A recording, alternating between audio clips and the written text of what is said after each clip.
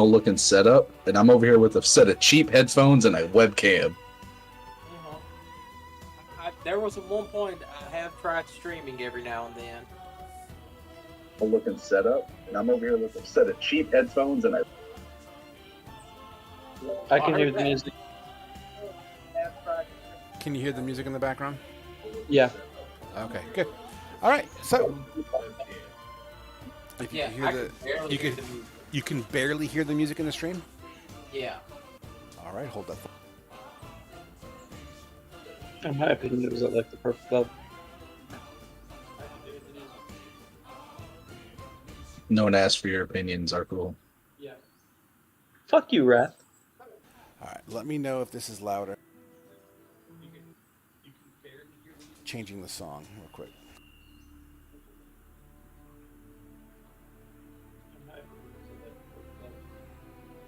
I don't want it to be too overpowering. That's all. It's more of just like a subtle background hint. Thumbs up, thumbs down. Okay. Got to that point. At the point where I can hear people talking over it, but that's not too loud. Okay, perfect. I like it. All right, guys. So, Kane, we'll start with you tonight, brother.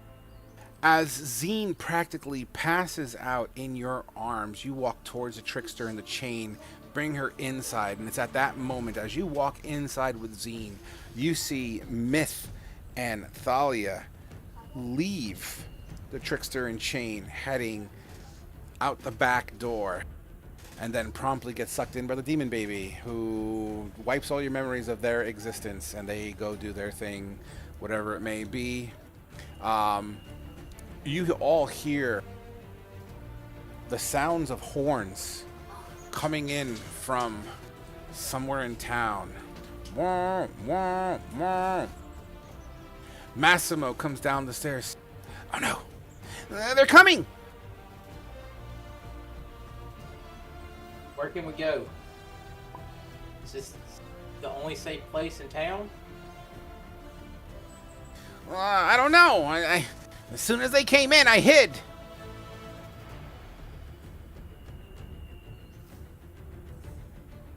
I think I could probably get out a few of their leaders before they got full force in here.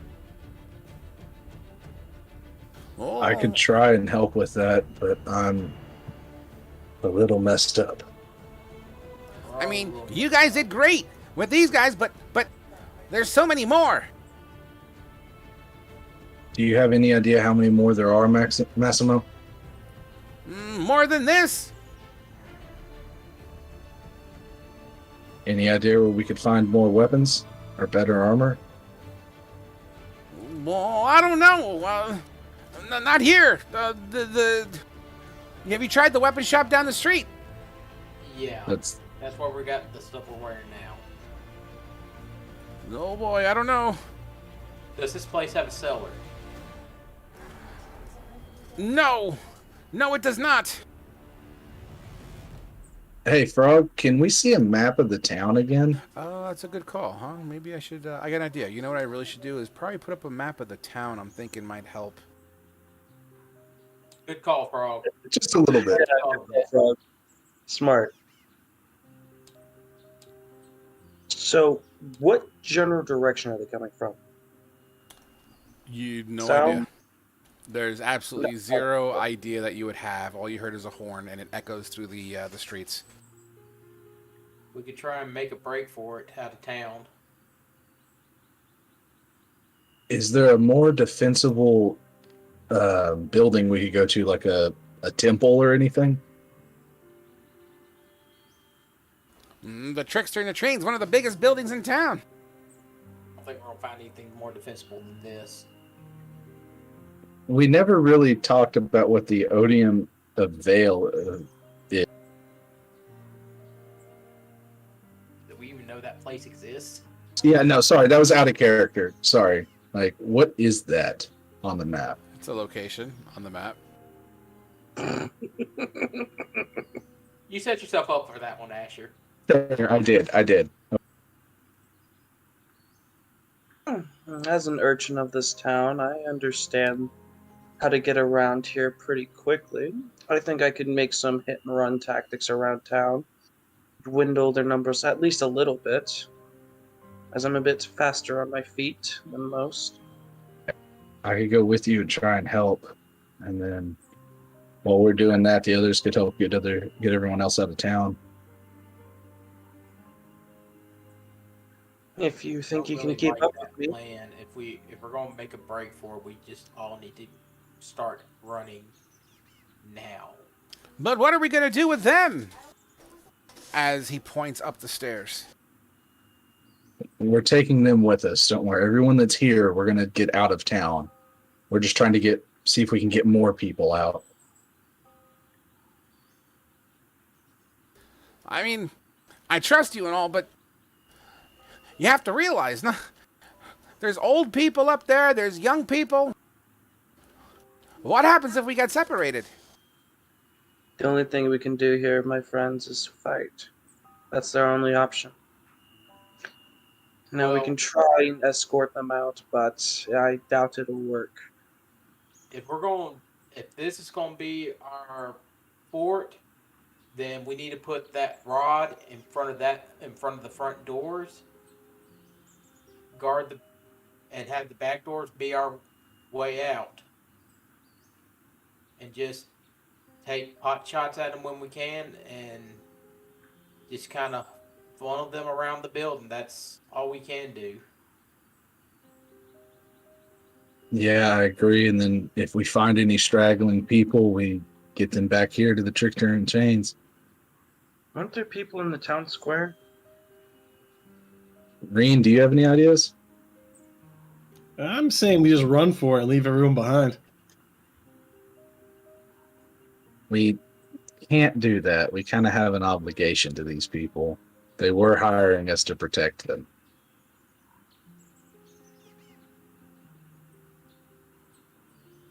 And let's hide in here, and hopefully they don't all come in at once and we kill them and thin them down. I'll start going out and I'll start making some nice good hits on them. I'll be back. Don't worry, they won't catch me. Massimo looks at you guys with quite a fearful look on his face, bewildered, like, He's kind of like not frozen in fear, but he's clearly like speechless. This town is my home, and if the people are going to die, I'll die with them. Massimo runs upstairs.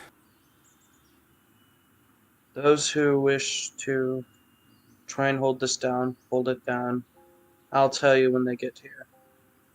And Ilkama would start heading towards the back door with his bow out and an arrow notched. You look out the back door. Give me a perception check. You see the shadows of greenskins in alleyways around, like down the street a little bit. It's a bunch.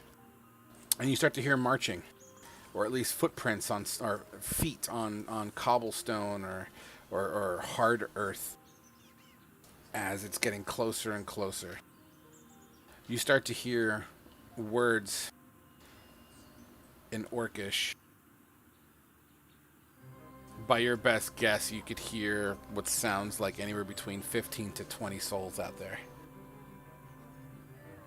Roughly, how far do I think they are? You don't have a direct line of sight right now. You're looking at the back door, and the back door is kind of, here, I guess I can draw on the map, make it a little easier for understanding here. 1 second. Because I'm assuming this is where the back door is, where my people is. Yeah, roughly. So Zine was like right here, kind of, sort of, and I'm just paraphrasing here.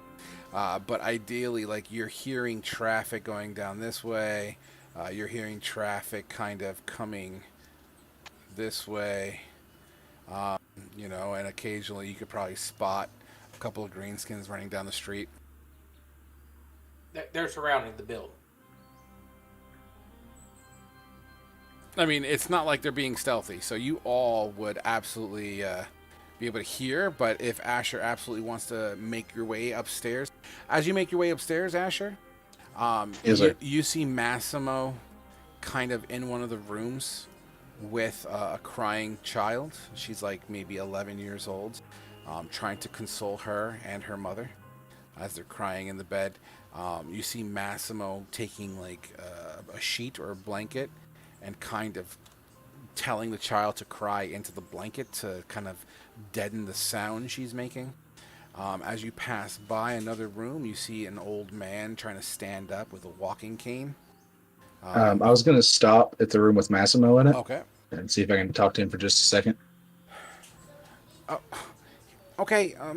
Here, cry into this. Shh, shh, shh, shh. We have to be quiet now. Okay, I'll be right there. And he kind of I'll like. go to my knee so I'm on eye level with him. Whoa. Massimo, my friend, if you can get all the people into the biggest room in here and bar the door with that rod and only open it for one of us. I'm going to the roof to see what I can do, and we're going to do our best to protect y'all. Here. He gives you his wand of magic missile. Oh, I'll take it in my hand and just look at it and look at him and give him a nod and say, thank you, my friend. I'll put it to good use.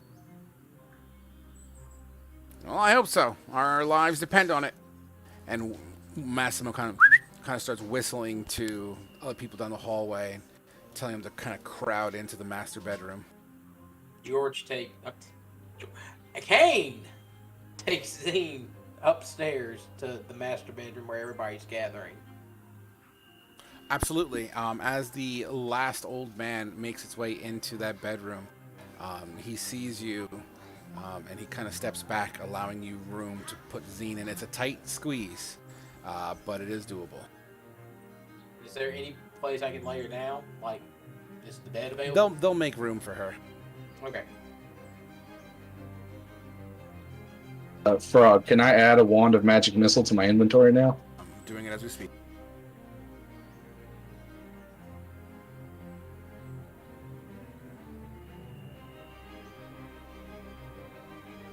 Just a moment.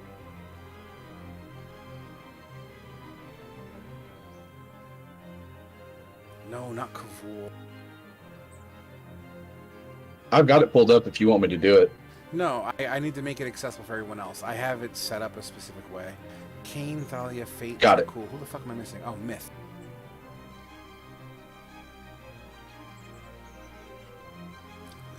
I'm missing one more person. Who am I missing? Hi. Oh, fucking Asher. You forgot the guy you gave it to? Yeah, my bad. All right, you should be able to see it now in your inventory, or at least in the magic items section.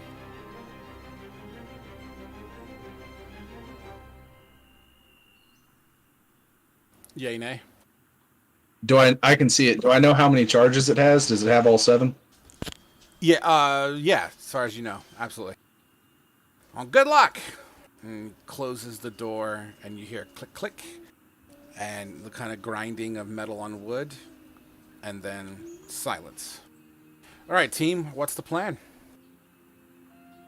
I'm going to go up to the roof and pull Overwatch and take shots when I can, I guess. All right, give me that perception check. I'm going up to the roof with him. All right. Zarkul, you going to the roof too, I'm guessing, then? I'm going out the back door, and I'm going to be on foot, running around, making sure they can't get within arm's reach of me, taking pop shots at people. Okay. And then Fate, what are you doing? Or Reen, rather. I'm at the bottom of the staircase, looking into the bar for people, kind of like, just my head showing, just seeing who comes into the first floor. Gotcha. Kane, give me a perception as well, please. Would you like me to make a stealth check? Not yet. Roll better than We're me. getting to you. Okay. Kane, you poke your head up as you both look around, and it's not that difficult to see. But there's a significant amount of foot troops all around.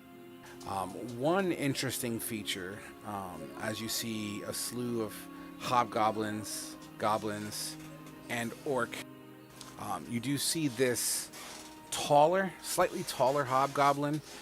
He seems to have a better class of weaponry. And he kind of has a much more calm demeanor about him as he marches forward. He seems to be giving orders to a degree. And as you look south away, down the street, see how many more coming from deeper into the town. You, for a moment, caught a glimpse of what looks to be an orc riding a mount.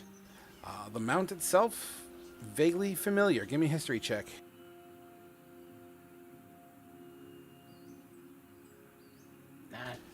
Kane, as you are also a part of it, why don't you give me a history check as well?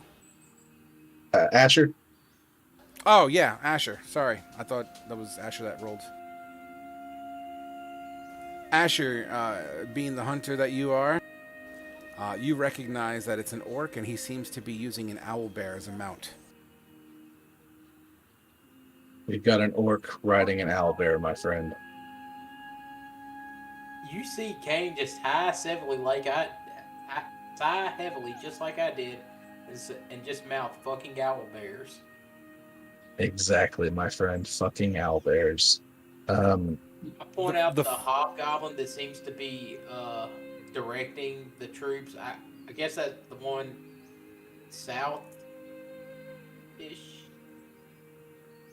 And I was like, maybe we should take him out first. About how far away is that hobgoblin? By the time you finish talking about the owlbear, they're going to be pretty much right around where Zine was. And that's at the point I want you guys to all make a stealth check for me. What the fuck? 26. Asher, you hit the dirt on the pitch of the roof, while Kane is a little slower to respond. Zarkul, you dip into kind of like behind a brush to kind of get a better assessment here. Can I do anything to help Kane? Absolutely not. Sorry, I gotta roll this like 25 times. Sorry, buddy. I mean, that's more than enough. You hear, and he's pointing at the roof. It's at that moment. Do I understand what he says, since I speak Goblin? He's actually speaking Orcish. Tuckers! As they begin to draw a bow and aim it towards the roof.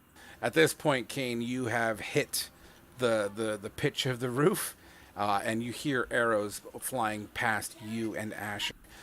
Fate, you hear a commotion out of the front. You peek out, and you can see through the window that you kind of jumped through earlier. You just see a decent amount of creatures outside, between orcs, hobgoblins, and goblins, as well as a proper-looking hobgoblin. Lovely. Yeah, just kind of look, then I tuck back away. Then I look again, tuck back away, just waiting. Zarkul, or fucking Iltama. You tuck behind a bush where you have line of sight on 5 orc. With your 10... Oh my god. They rolling carefully. They clearly see your feet at the bottom of the bush, and they begin to point, and they take bows off of their back. At least the goblins that are with them take bows off their back and begin to like notch their bow. You're more than welcome to make a reaction, or Can I just fire my short bow? sure. What are you aiming at? You have 2 orcs, a hobgoblin, and 2 goblins. You said the goblins have bows? Yes. And the orcs seem to be pulling out as the bows are being notched. To be fair, let me actually open up. What kind of ranged weapon do orcs have? I think it's a javelin, but let me double check. Yeah, it's a javelin. I know they threw javelins at me last session. Yeah, and these javelins are very crude. They're more like sharpened fucking punji sticks. Let's see. Shit, even the hobgoblin has a longbow. He's starting to notch. Oh god. How far are they from me? Let's say they range between 30 to 50. Okay, I'm gonna give myself advantage using steady aim, Okay. giving me the ability to use sneak attack and fire my short bow Absolutely. at the hobgoblin. At the hobgoblin. Do me a favor, before you roll, call your target first, okay? Yeah. All right, but I will give you the hobgoblin hit. Sure. Go ahead and do your assassination. Fuck. Wait, I get assassination on that shit? You attacked first. Hell yeah. Fuck! It's more than enough. You hit center mass, piercing this hobgoblin's heart. And he kind of he doesn't even hold the shot in his chest. It literally, you just hear a thud, and he just kind of, boom, falls over. At this point, they are firing at you. So we got 2 goblins firing short bows and the orcs tossing javelins at you. I'm going to give you +2 to your AC because you are behind some sort of soft cover. So Alright. what is your new AC? 16. 16. Fucking shit. And then the javelins. Am I just gonna get fucked? Okay, so a 21 on the short bow was the first. So a goblin shoots into the bushes with a 21. One arrow pierces your shoulder. The other one hits the house behind you, behind the bush that you're kind of crouching behind, and thudding and going, kind of like slamming into the side. A javelin ekes into the bush and hits you clear on your side a little bit as it pierces you. A second javelin almost hits you in the face and kind of flies over your shoulder into the building. So 1 arrow and 1 javelin, and that was for... The arrow nailed you in the shoulder for 6 piercing. The javelin nailed you for 4 piercing. Ooh, you got lucky. Oh, this makes this a lot easier. How many health points do you even have? 18 total. Yeah, that could have been way worse. They clearly are. So the orcs are grabbing their second and final javelin off their back, while the goblins are notching another one. Well, I'm gonna use. Do we see this from the roof? You know what? Yeah, because the pitch, you're hiding on the opposite side of the pitch, to where Zine was, and he's in the backyard. So technically, the pitch is facing what just happened. So yeah, reasonably, you could probably hear it first, and be like, oh, what the fuck's going on? So yeah, I guess you're alerted to it. That makes sense to me. Is the orc on the owlbear on that side, or is he on the other side of the He's still house? further down the street a bit. Okay. He seems to be making his way up here. Then I'm going to take a shot at one of the orcs. Sure. As you cock back your arrow, shooting towards the orc that's about to throw a javelin at your compatriot. 2, and we're gonna take a shot. I'll take a shot at one of the orcs. Yeah, sure. Okay. Frog, would this trigger my Dread Ambusher, where I get to attack twice the first round? Sure, why not? I'm also gonna reactivate the storm on my bow. Okay. Yay! Minimum damage. A 14 slams into the orc for 5 piercing damage. I'm going to use my Piercer feat to re-roll the damage. Absolutely. It's not letting me re-roll the damage. You have to re-roll your attack with your character because you have auto roll damage on. Got it. I think you can click short. No, you can't. Never mind. Yeah, just There you go. 6 piercing damage. 6. All right. And then now I'm going to make my follow-up attack with Dread Ambusher. Okay, go ahead. Or unless he's dead, and then I can... He's not dead. He's definitely the momentum of your shot spins him a little bit off balance, but he's not dead. All right, then yeah, I'm going to do the second shot. The second shot Miss. falls short. All right, never mind. This orc falls to one knee, holding his shoulder. And then your bow shot there, Kane, kind of flies a little slanty left just past him, as they are now alerted. The two goblins kind of cock up their bows, ready to shoot at the roof. Before we get to that, you see that little volley happen there, Othama. What are you gonna do? I'm gonna give. Let's see. What do I have to do? Can I yell at him? You can do whatever you want. I was just gonna yell, Altama, run! I fucking bet. I'm gonna take a shot with my short bow real quick. I'm Okay. assuming a 20 hit. A 20 will absolutely hit. I'm assuming I'm the gonna already say- wounded orc. I'm gonna do a goblin. A since I goblin? didn't call Okay. it. 7 piercing. The goblin aiming at Asher just took an arrow to the throat as you hear him gurgling and he falls to the floor. And then I'm gonna take 70 feet of movement and go. So are they roughly like right here? I mean, they're in the backyard, so sure, why not? This is not to scale, it's just a reference point, but sure. That's Okay. fine. I'm gonna dash down an alley. Oh, so you're not going back into the trickster and chain? No, I'm gonna try and get them to pull away and try and cause as much mayhem outside of the trickster chain. Sure. You pull yourself and run, and I'm going to circle where you are. Let's say you're in this little area with, where the alleys are. You pull yourself into the alley. Give me a stealth check.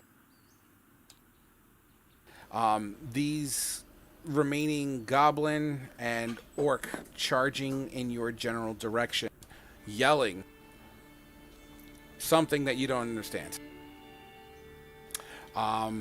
Asher, or excuse me, I'm sorry, Kane, a goblin fires a bow at you. Okay. Oh my god. Was it a critical? It nailed you in a vital organ for 7 piercing damage as your thigh begins to kind of bleed profusely. Can we hop to the other side of the roof? If you want to, sure. Yeah, I'm gonna hop to the other side of the roof and try and grab Kane. You hop to the other side of the roof, where you see about 4 to 5 goblins and about 4 to 5 orcs preparing to volley on you. I'm gonna pull that wand out of my belt and try and use it. Okay. Before you do that, Fate or Reen, excuse me. You hear commotion outside. You hear thud thud in the side of the building that you're standing next to. Actually, it's kind of, you're at the base of the stairs, so it actually hits the wall that's fairly close to the stairs, and you clearly hear it.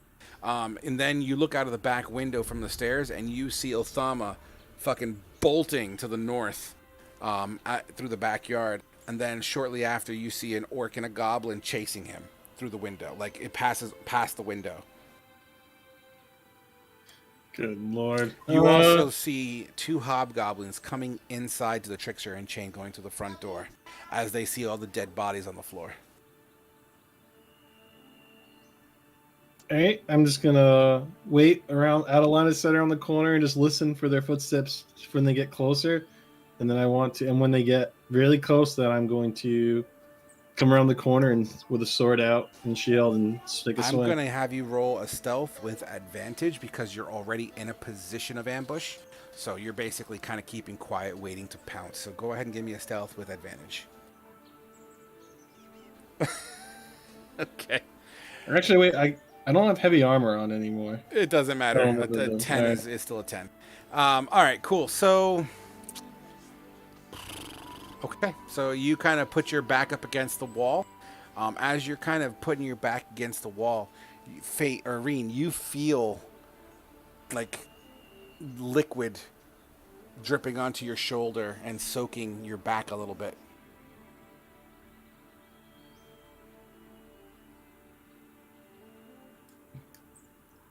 If I don't hear any footsteps of people getting close to me, I'm just gonna sit there and let it spill.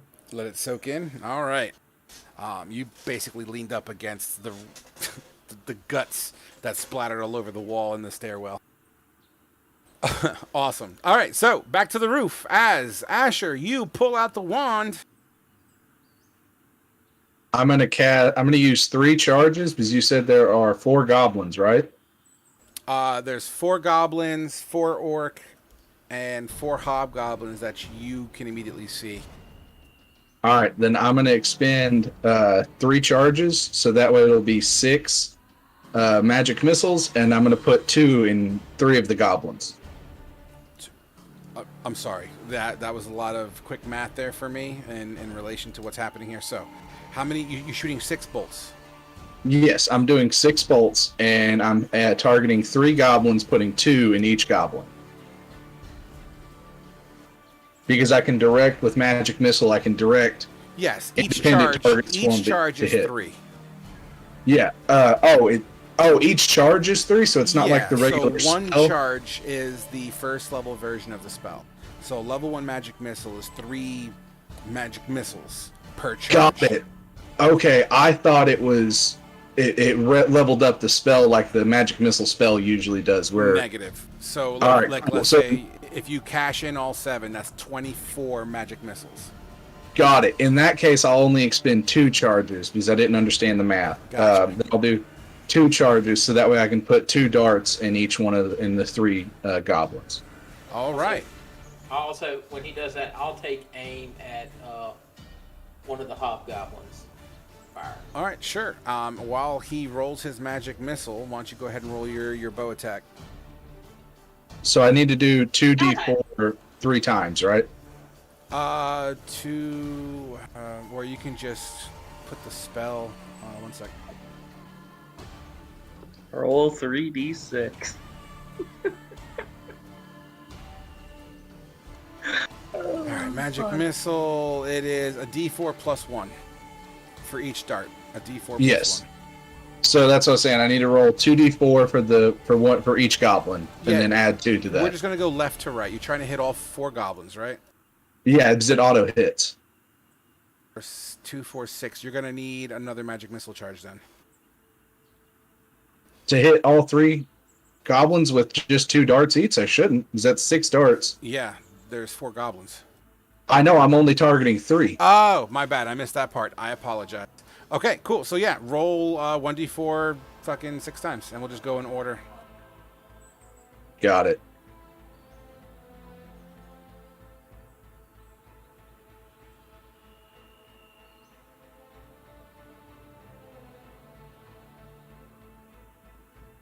All right, so So was that 1, 2? 2, boom, boom, hits the first goblin. It hits him in his chest, and then the next one hits him in his arm, and his arm severs.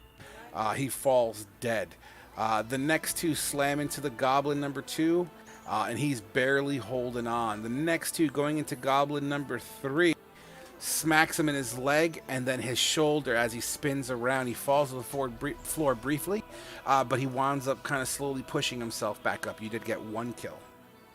I'm going to hop back over to the other side of the roof then. Absolutely. Kane, 3d6, please. Yeah. 15. 6, 5, and 4. Oh, no. Asher, you literally did 7 damage to all the goblins. Dude. First one. I know. I'm sorry, say again? I was just adding up the math on how he did 8. Oh, 7 shit. damage. That's right. It's a +1 on those. 1, 2, 3. That's 5, 6, 7. Yeah, no, I'm sorry. They're all dead. You're absolutely right. I forgot to add the +1s. Those goblins are all fucking toast, bro. Yeah. Oh, yeah, they're toast. And then Kane. So, as you try to fire, the orcs that are alive attempt to throw javelins at you as an opportunity. They deal 15 damage to me. I'm about to find out. That's 4 javelins coming your way. A 19, a 16, a 6, and a 24. 3 hits. The first one slams into you with 4. The second one nails into your upper shoulder just below just below, no, not just below anything. It's a fresh shot for 5 piercing damage. Another one hits your leg just below the arrow that hit you earlier for another 4. So a grand total of 13. You have javelins and arrows sticking out of you as you lay flat on the rooftop. Asher, as you jump across the other way, you hear Kane. "Ah!" Fuck. Pause. We're gonna go now because we have 3 different things going on here. So Altama, you dip into the alleyway as this goblin and orc are chasing you. They're about 60 feet behind you, as you are a little bit faster on the draw.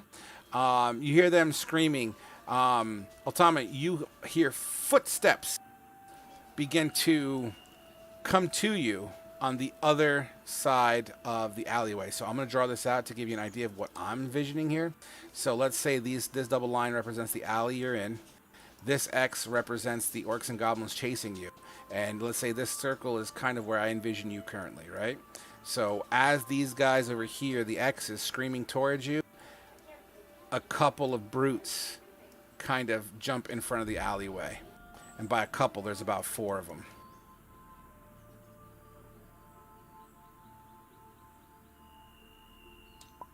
So you said there's 60 feet behind me back there? Yes.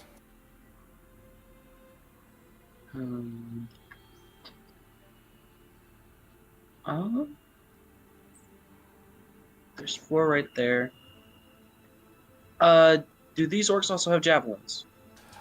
They have their battle axes out. You do see javelins dangling off their back, but it doesn't seem to be a primary issue right now. Alrighty. They're not within like arm's reach of me, are they? No, I'm gonna say you're about 15 feet in on the alleyway. Okay, then I'm gonna head back towards this way, and I'm gonna shoot the orc. Okay. Nice. Roll that damage. 9 piercing into the orc. That orc... that's the one that wasn't wounded. The one that's wounded is still kind of tending to his wounds in the backyard. This orc takes an arrow, but he kind of like... he feels it, but right now he's more interested in getting you guys. And then I'm going to use 70 feet of movement because dashing is a bonus action. I'm going to go back basically towards them and try and run. Yeah, I'm going to head... which direction is that? West. Okay. The goblin is going to try to take a pop shot at you, as well as the orc trying to throw a javelin to slow you down, which you kind of leap over the javelin, like doing like a, not a pole vault, but like a, you know, that track and field where you jump over the bar? You know, you kind of do one of those football jumps, you know, and then as you see, like almost like you foresee the arrow coming towards your throat, you kind of stop running for a brief moment, and the arrow passes just in front of you, and then you continue your momentum going forward. Hell yeah. And where are you heading to? I said I was heading west.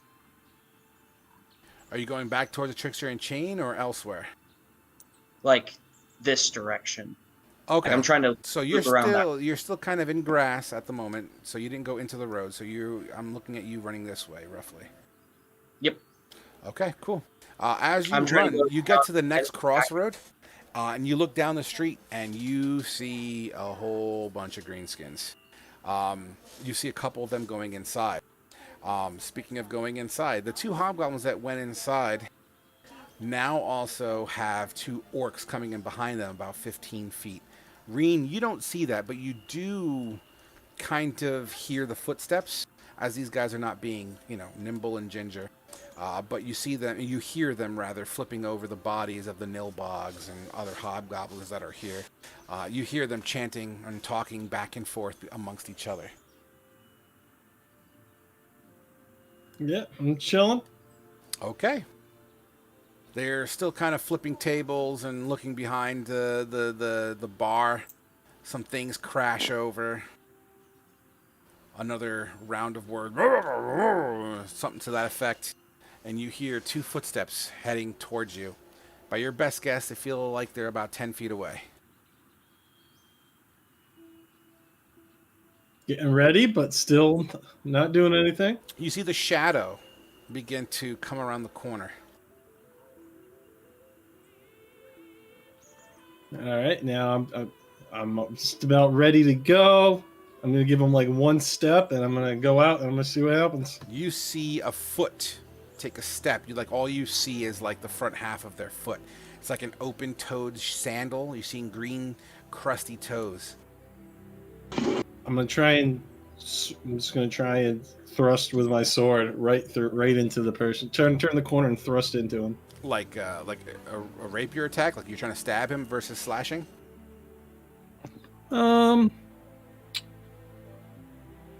You do have a long sword, so it should work pretty good. Yeah, I'm cool with that. I just want to make sure I got the right imagery here. All right, cool. Give me a longsword attack with advantage, please, as you are surprising this dude.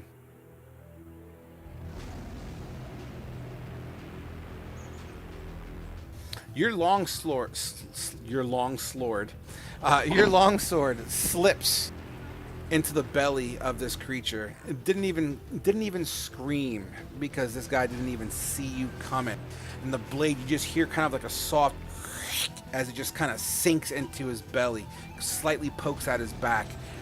Directly behind this orc, you see his orc buddy as he begins to reach for his battle axe. I don't know about anything left, but my sword. Obviously, I'm pulling my sword out. I push forward with my shield on the guy in front of me to push him down, and I'm gonna try to attack his friend too. Go ahead, make that attack. This is not with that advantage. This is a regular attack. He pulls out his greatsword just in time to use the handle of it to block your longsword attack. He cocks it back and begins to swing. As he's swinging, the two hobgoblins are starting to kind of charge from behind the bar. The great axe itself, in his desperation and quick thinking of trying to swing at you, you just step to the side and it smashes into the wall on the other side that you were trying to hide behind earlier. As he chips the wall, pieces of wood fly kind of behind you. And then, sure, let's go one more round for you guys. What are you doing? Green, try. What's your next step? I'm gonna attack him one more time. Okay, make it happen. Having kind of leaned to the side as that greatsword chips the wood behind you, you kind of come across the midsection, kind of across his belly button, which was completely exposed from the hide armor. You see his flesh is kind of open up, and he drops his battle axe and immediately kind of holds his belly as if he's trying to prevent his innards from coming outwards, and falls to his knees holding his stomach. He looks up at you. I'm gonna take it my shield. I think let's just say it's a kite shield because I picked it up from the store. Sure. And I'm just gonna take the tip of it and just boom, like right into his face. His face kind of convexes inwards as you smash the bone. All he sees is black. He falls over and begins to kind of dribble the blood. The two hobgoblins, pulling out their weaponry, start charging you. On the roof, Kane, you're lying on your back as these orcs and goblins and hobgoblins are now all focused on the rooftop that you are. Asher, on the other side of the roof, you're the only target. They are pulling back. You have a reaction. I get to the other side of the roof. Okay. You pull yourself and roll to the other side of the roof. As you roll, the arrow that was in your leg snaps in half, and it's like still in your leg. It doesn't do any damage, but it's still in your leg, but you roll over it, snapping the wood, kind of slowly pushing the arrow a little further in. Fuck it. Fuck it. Absolutely. You're on the other side as you hear like missiles or missile attacks flying past you, just past your head. Asher, you hear that and you kind of duck even deeper on, basically kissing the rooftop. What are you going to do, Asher and Kane? All right, Kane, I think we get back inside, smash out a window, and try and fire from there where we at least have some cover. Agreed. All right, you go first. I'll lay down some covering fire. I jump back in. I try to get back inside and bust out a second, so I can get in there and bust out a second floor window and start and fire. Okay. There's absolutely room with a window that faces that way. And then before I drop down, I'm going to try and shoot the wounded orc and then drop down. Okay, make your shot.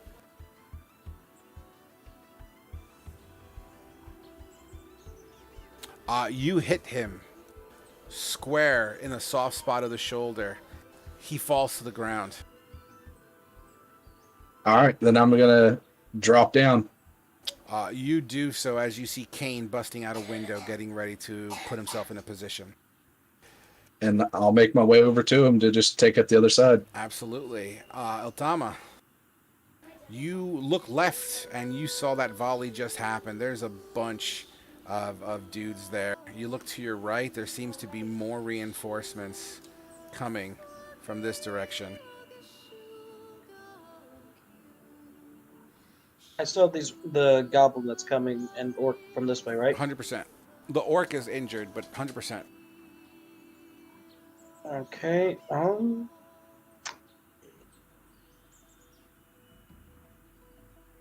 gonna take a pop shot at the goblin. The goblin takes your pop shot like a champ. As it sinks into its hip for 6 damage, he falls to the ground, stumbling, and he continues to lay onto the ground. I'm gonna head on this way, 70 feet.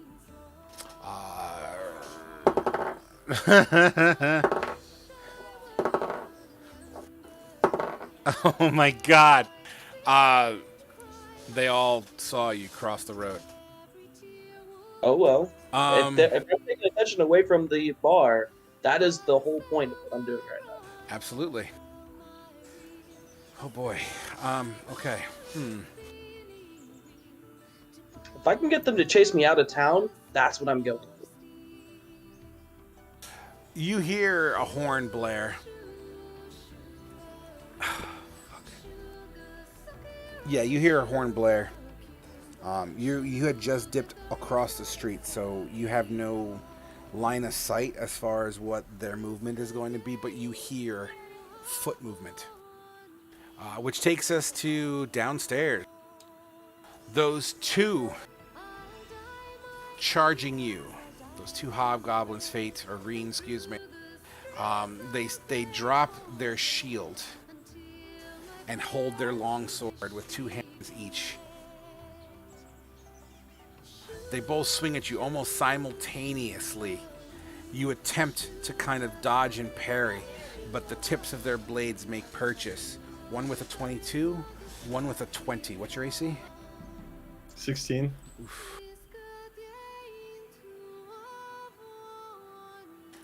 They both equally slash across your armor for 10 slashing damage each, so 20 damage total. As they cleave through, they kind of leave themselves exposed. It's your turn. I'm going to attack the one on the right. Do it. They're both the same, right? They're both hobgoblins, yeah. With a 15, as he cleaves through, you attempt to make your attack, but he kind of uses his body momentum to flip his long sword in a circle to parry your blade away. Can I second wind heal myself? Of course. It's if you have second wind. I don't know if you used it last I do. combat. Okay. How do I roll? Is this a hit dice, right? It is a D10 plus No, your that's- fighter level.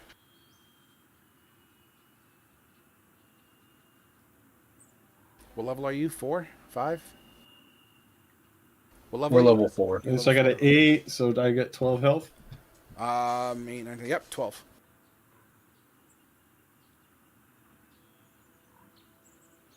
Would that be your turn? Yeah, I can't move without taking opportunity, right? Correct. Yeah, that's the turn. Okay. Rooftop, or second floor team. You hear the civilians begin to scream as you shatter the window on the next room over. Kind of a scream of panic, you two. All right, Kane.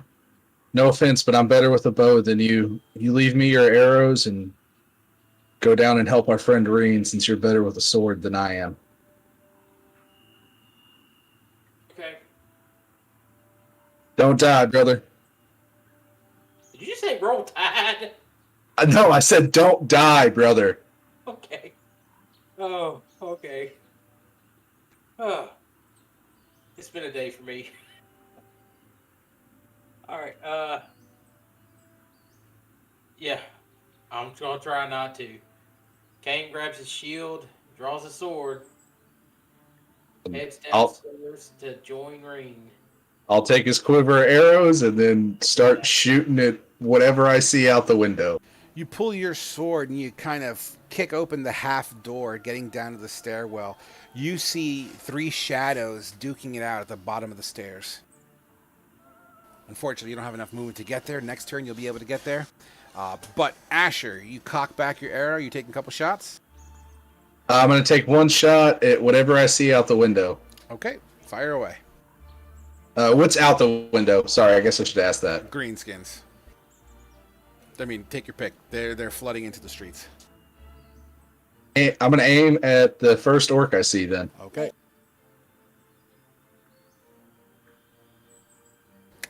Your arrow sinks in. 9 piercing damage. His buddy pulls him to the side and kind of throws him to the side as that orc is laying into the ground. They look like they're beginning to flood into the trickster and chain. I'm going to step back to grab some cover in case they fire back. And then just ready another arrow. Absolutely. Altama. You're up. Alright. How much noise can I feasibly cause within 1 round? How much noise can you feasibly make with what? It's kind of talking to myself. Let's see. Do I see anybody or hear anybody coming from further west of me? Give me a perception check. Alrighty. Nope. You hear sounds coming from the street that you crossed over, and it seems to be very loud.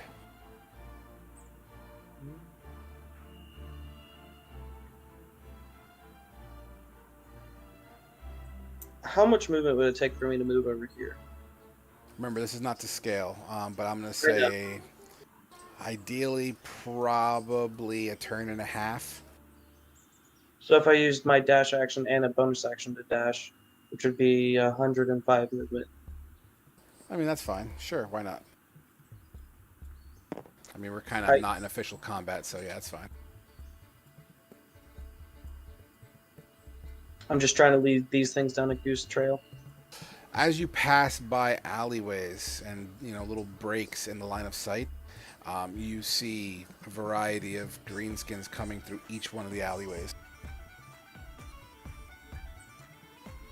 Coming in or coming out?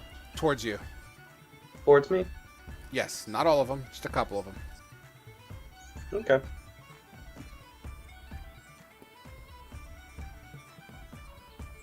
That be your turn? Yeah, as far as I know.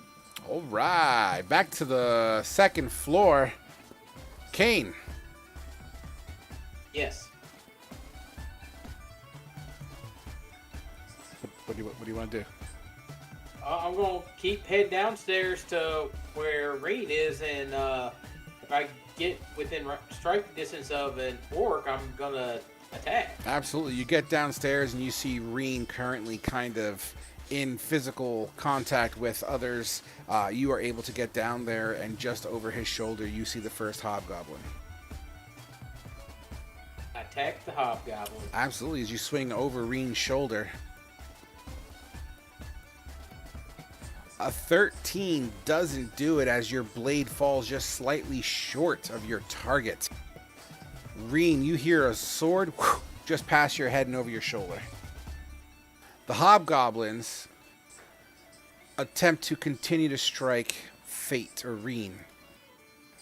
Reen, you take your long sword, parry the first one, bring up your shield with the same momentum on your parry to block the other one. You hear boom, gink. Your turn, Reen. I'm going to attack the one on the right. Oh, is that a crit fail? It is. 3d6, please. I have never seen so many ones in 1 week. 9, 10, 11, 12. 12 melee. Counter offer Tuesday. As Thursday. you spin and try to attack, you wind up tweaking your ankle, which kind of hurts a lot, and you find yourself limping during the rest of this combat, i.e., your movement is now halved. Oh, God. All right, the goblins and greenskins push out towards you, Altama. They're about 10 feet away as they bring out their bows and whatnot. There's approximately 5 in your general circumference. It is now your Alright. turn, Altama. It is now my turn. Absolutely. Alrighty. Let's see what do I'm gonna take a pop shot at one. So I didn't call it again. You choose. I don't care. Roll a d4. If it's an even number, it'll be an orc. If it's an odd number, it'll be a goblin. Orc. Your arrow slides into the thigh of an orc, and it kind of fumbles to the ground. So not a hit? Your arrow slides into the thigh of an orc, and it fumbles to the ground. That's stupid. What does that mean? It means it dealt damage. Okay, thank you. And then I'm gonna... fuck. I'm gonna dash as a bonus action. Absolutely. Which way? Oh, yeah, this way, across the street. As you cross the street, in the process of crossing the street, an orc on the back of an owl bear begins to charge at you. Oh no. I Hold bet. please. Trying to see what the movement of an owl. Oh my god. This owlbear charges, and it is right in your. Well, technically, it's right on your ass. The orc, who has war paint kind of over his face, like he put his hand in charcoal and just kind of scraped across his face, begins speaking in orc. Do you speak orc, Altama? No. He begins speaking in orc. The tone of his inflection seems very demanding. Moving to the second floor. Kane, I'm going to start lumping you in with Reen. So let's go Asher first, and then Kane, you're going to slide into the downstairs combat. So Asher, you're up. All right, I'm going to switch from my bow to the wand and pop out and fire 2 more charges off, 3 into one orc and 3 into another orc. Okay. Make it happen. Make sure you keep a track of your charges, okay, buddy? Yes, sir. I should have 2 left. Okay. Well, you said it had 7 charges? Yep. Yes, and I've used... Oh, no, sorry. I have 3 left. I've used 6. Okay. You know, you can do a global D4 roll if you just hover over the dice icon on the left, and where it says D4, and then you'll see 2, 3, 4, 5. You can do something like this. Yeah, I'm stupid. No worries. We still love you. All right, so 2 to the first one. That's 5, 6, 7 damage into the orc. Plus the extra 2, extra 3. Oh, you're Yeah. doing 3 into each. I'm sorry. All right, 1 second. Okay, so how much per orc again? I'm sorry. The first one got 10 points of damage, and the second one got 12 points of damage. They both fall to their knee. One falls to his side and kind of starts howling in pain. All right, I'm going to slip the wand back in my belt and go back to cover. You duck behind, and just over your head, a volley of arrows go into that room, but over your head. Reen and Kane, you see about 4 to 5 more greenskins coming in. One of them, a hobgoblin, looking like he has a purpose. They all look like they have a purpose. His long sword is significantly shinier than all of his compatriots. And you hear him bark an order to everyone down there. And you see everyone that you're fighting, the hobgoblins and the orcs that are making their way towards you guys. You see them disengage with you and take a defensive stance.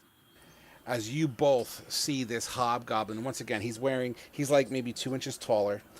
His sword is a little bit shinier. Looks like basically he's taking care of it better, or maybe stole it off of some sort of noble. His armor is much heavier and thicker. He's got a shield in one hand, a very similar shield to your shield, Reen. Very same shape, kite shield kind of situation. And he takes his sword, Reen, and he points the tip at you. And then kind of pulls it up and kind of waves you over, like, come on. It looks like he's trying to call you out on a duel.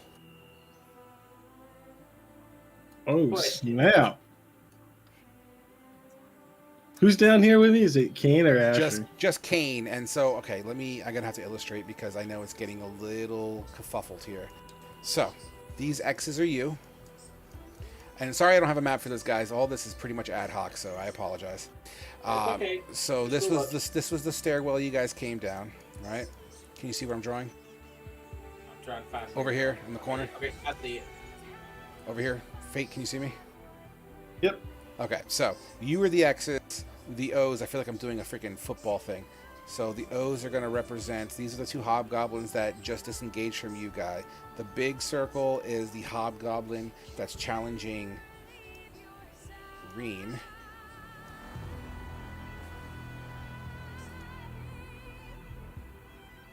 All right, and then you have an orc here, and a goblin here. And whoa. And the cohorts have, yeah, I guess that's a good idea. You know what? We can do that. 1 second. We can absolutely do that. Hold on. I'm picking up what you're throwing down.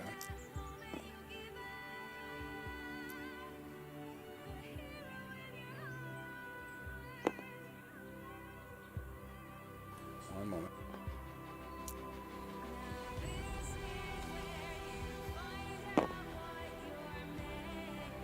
I like this music that's playing right now. It is fitting.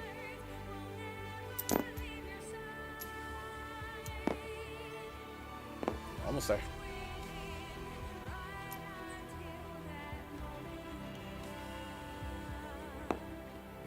So that's kind of sort of the setup that's inside the Trickster and Chain Fate.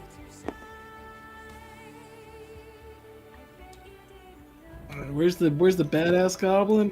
Right there, Orc 4? Oh no, there he is. Jesus Christ, dude. Think I can take him, Kane? Ooh, this is not looking too good. Mokra! It? Mokra!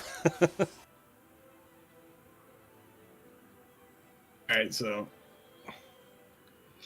Reen's gonna casually whack on out. Just gonna twirl my blade a little bit, you know, like normal. Goblin will move back a little bit. Oh man, I was gonna surprise him with a slice across the face. They're also in defensive stances. They're basically preventing you from running away. They're kind of in the way as they are trying to make it.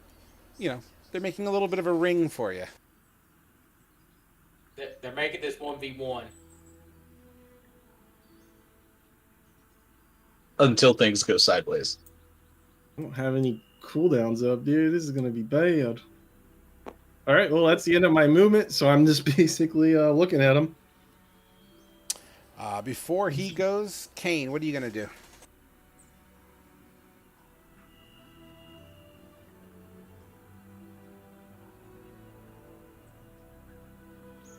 Kane, if you're talking, I can't hear you. I'm thinking. Oh, sorry.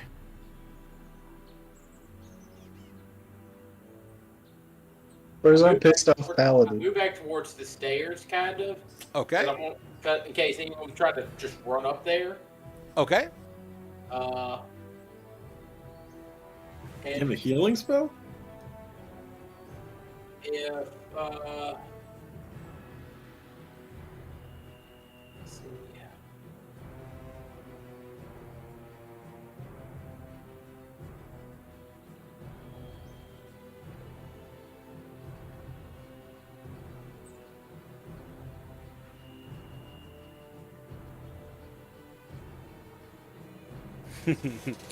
Difficult, huh? That. You still with me, Kane? Yeah, I'm looking at my stuff. Yeah, I'm just I'm gonna get into the defensive stance and be like, "You got this, Asher.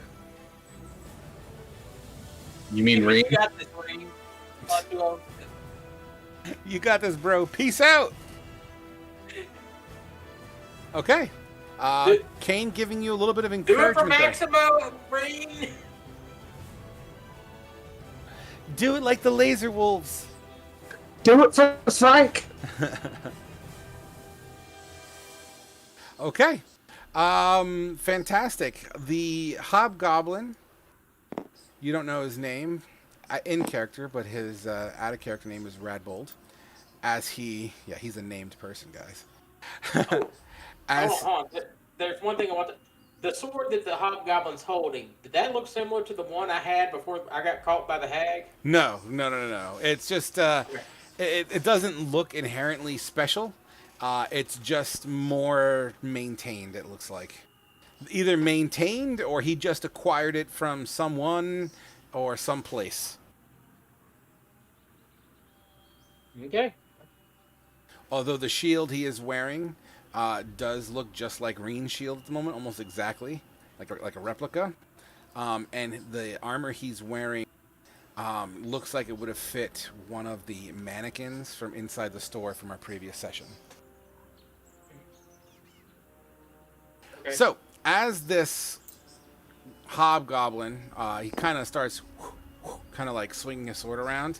He cracks a half a smile. You see one of his sharp canines, and he kind of looks into you. He kind of furrows his eyebrows inwards, and he sets out a little... And he loads his sword up, and he gets ready to come at you and strike you. And that's where we're going to pause there. Outside... Suspense.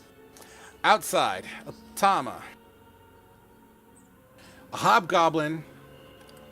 Not hobgoblin, excuse me. An orc with war paint on his face riding an owlbear is just on your ass as the owlbear looks like it's getting ready to snap at your heels. What are you going to do?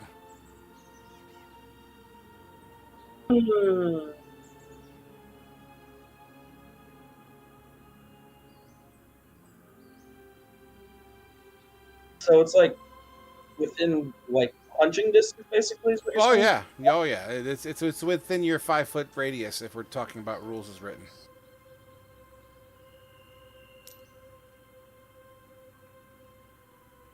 I doubt I can outrun an alligator without like triple. Fuck.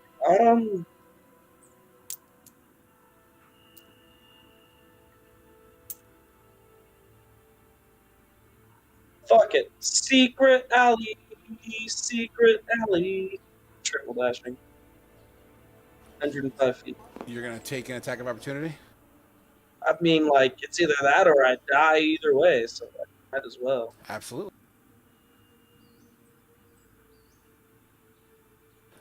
With a 15 as a beak comes towards you, does a 15 hit? It does. Let's hope I can survive it. Oof. 12 slashing damage kind of chunks you on the back of your thigh as you, under your own momentum, fall and roll into the ground. Your lights go dim. Asher. Yep. It's all you, buddy. What's up? I don't see any of this happening with. Unfortunately, Yep, no. no. I was trying not to metagame. That's why I asked. Yeah, no, you're good. In that case, I'm just gonna shoot at one of the orcs that I just fucked up. Sure. The front area looks to be significantly less populated than it was about 10 seconds ago. Although you do hear a commotion downstairs. And you do see maybe one or two greenskins running into the alleyways. But that's pretty much the extent of your knowledge on that. As you cock your bow back and fire at the closest and easiest target. One of the ones that are on the ground from your previous magic missile. Fuck. As you fucked up. 3d6, please.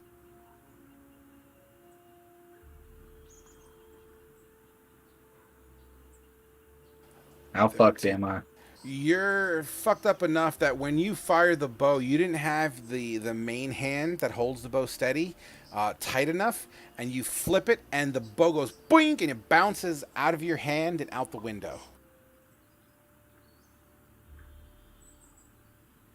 Well, I in just that saw case, that sigh. I'm gonna grab my short sword, say fuck it, and head to the stairs. I'm at least die with my friends. Okay. Oh, You know what I said? Kane, I'm coming, buddy. When I You, said we might have this, I was expecting 2 other people to be here. Yeah, who's ready to roll new characters? I didn't think they would already be in town because, like, we left off the session with them not being in town yet. no, they were in town. They were You coming guys- from other directions. You guys were prisoners in the Hag's Den for at least 3 to 4 days. Yeah. So, moving to Asher, as you make your way to the stairs, you hear commotion downstairs, which takes us to downstairs. The Hobgoblin Warlord, taking his long sword and shield in hand. Are you ready, Fate? No. He will. Oh, that's the wrong character sheet. 1 second. All right. What's your AC? 16. Hobgoblin makes 3 attacks. Longsword 1, as he swings horizontally, follows up with a vertical attack, and oh my fucking god, dude. You have no idea. Who was in that one?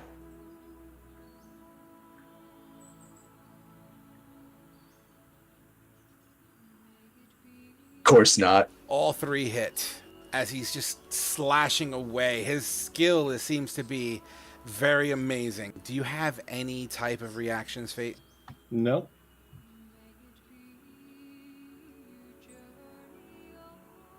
Actually, that's not nearly as bad as I thought it was going to be. So the first slash comes across your chest. Your armor cuts open for 10 slashing damage. The vertical slash catches you just under your chin for 6.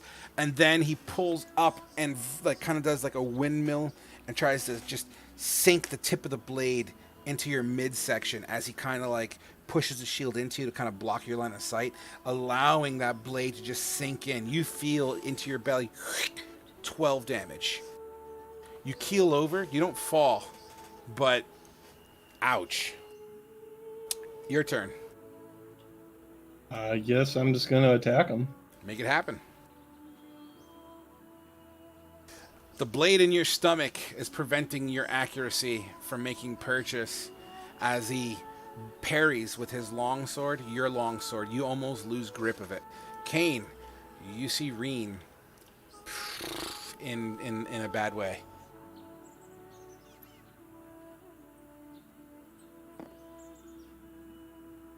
Fuck this duel. Kane just runs up and attacks him. Okay, roll your attack.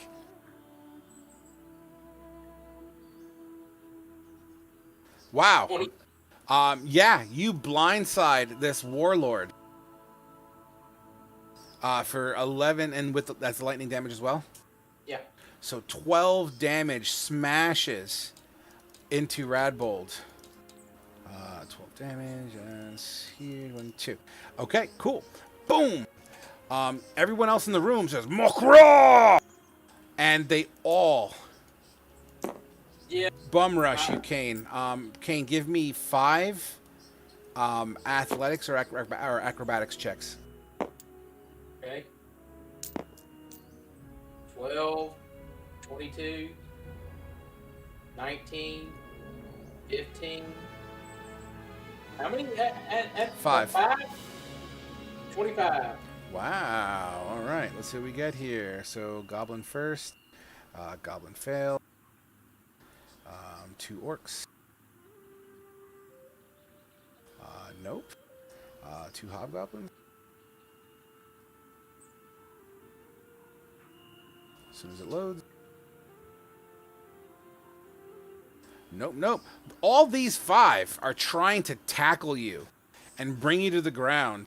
But you're like pushing back, you're pushing them, you're kind of spinning your body as they try to grab and you break their hold. You use the butt of your sword to kind of smash one of them in the shoulder as his arm goes limp. He's trying to grab you with it. That was actually rather impressive. Asher, top of the stairs, you see Kane. Well, all you see is Kane at the moment, and he seems to be like in a dog pile of greenskins. In my free hand, I'm going to pull that wand out, and I'm going to send off 2 charges, spend two charges of it, putting 3 into one hobgoblin and 3 into an orc. Okay, roll it and tell me what the damages are. For the hobgoblin, it is 6, Okay. and for the orc, it's 6. Okay. Yeah, no, sorry, 7 apiece. 7 apiece. Sorry, I can't math. They both get pushed back with the concussive force, freeing up Kane's left hand a little bit. All right. Do I have any movement left, or was that it? Sure, why not? If I have any movement left, I'll down to just engage with one of them.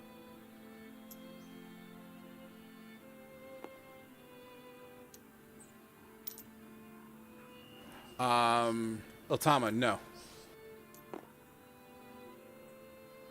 You hear me, Otama? Okay. I'm sorry, Otama, did you hear me? Yeah, I heard you. Okay, cool. All right, cool. So, yeah, you are now attached to the dog pile, Asher. Reen. Actually, it's the Warlord's turn. The Warlord is going to do like a football spin to kind of get behind you a little bit. It doesn't affect numbers. It's more thematic. And attempts to slash the back of your knees.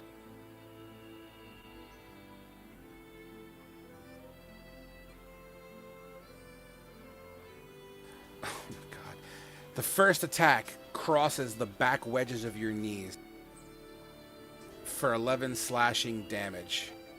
He then takes the hilt of his blade and pops you over the back of the head, rendering you unconscious.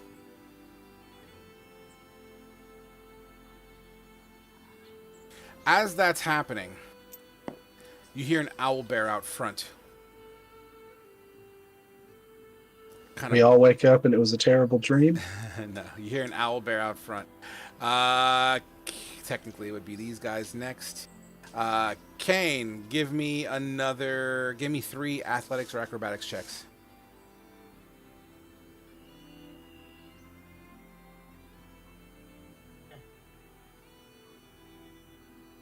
First, pretty confident. Oh man, I literally rolled 21 for 2 of the hobgoblins. As both hobgoblins are now like one's grabbing onto your leg, the other one's trying to put you in a chokehold.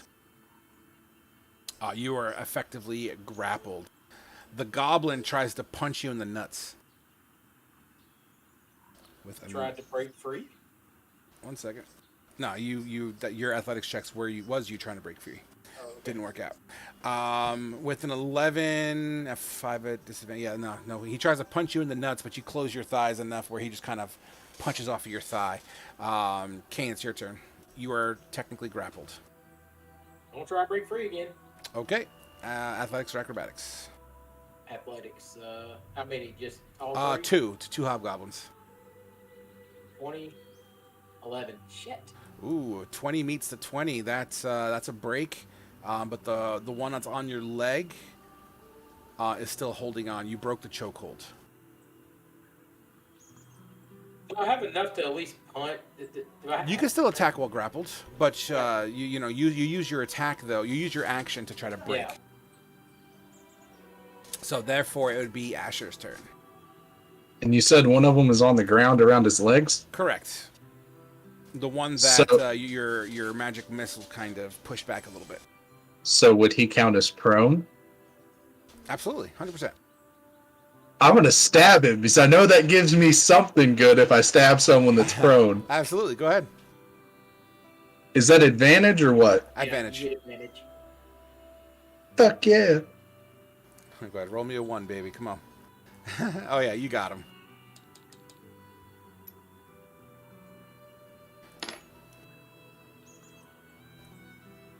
Yep. How do you kill him? Remember, he's hanging. He's basically like on his side, holding onto Kane's leg.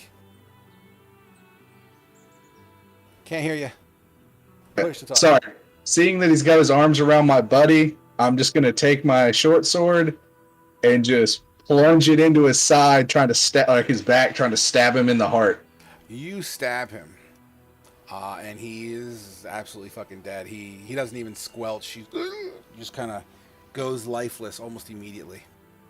And then I'm going to say in Goblin to the ones that can understand me, come here, fuckers. As you say that, the front door of this establishment kicks open. Cool. In walks a very thick orc. Awesome.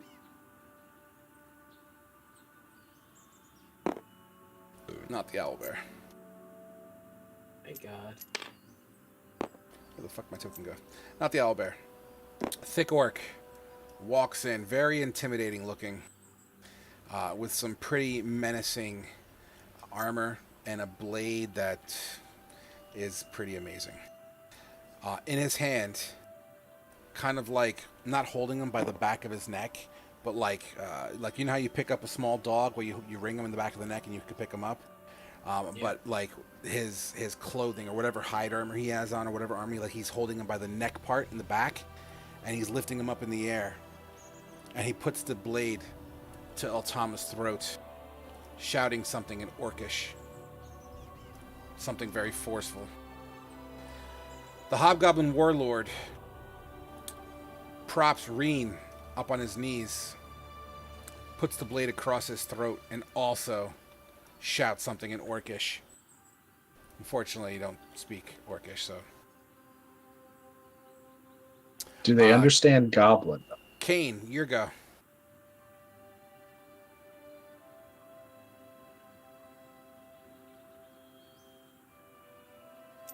Kane looks at the big orc and the hobgoblin. It's like, can y'all at least speak common? Or can y'all speak Goblin? I'll say in Goblin. Hold, please. Trying to help. The Orc War Chief. Put your blades down, or I end your friend. I have a feeling if we put our plates down, you're going to end us anyways.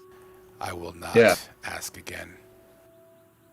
Wait, can you repeat that frog? I didn't quite understand. I will not ask again. Kane looks at Asher. I don't think we have a choice, brother. He puts the blade against Altama's throat tighter, and you start to see a little trickle of blood coming down his blade from Altama's neck. I'll begrudgingly drop my sword. Kane just stabs it into the floor. The other cohorts that are alive pick up your blades and chuck them to the side. The hobgoblin pushes Reen onto the ground, kind of like not spiking a football, but you know how, oh, I have an attitude, I'm just a tough motherfucker, I'm just gonna push you down, you know, that kind of thing. And you hear body, boom, thud, Reen unconscious. They back up. In Orcish, another command is given. Altama still held the back of his neck, essentially lifted about 6 to 7 inches off the ground from this orc war chief. The hobgoblin warlord, well, I want to say Reen's buddy there, comes up closer to you, Kane. And Asher, you put your blade down, right? Yeah, I tossed it down. He points to you and kind of like not guides you, but he points to you, and he points to the corner of the trickster and chain. To me or to Kane? To you. You know, since we're all in the fucking trickster and chain right now, why don't I just bring up that map? Give me 1 second.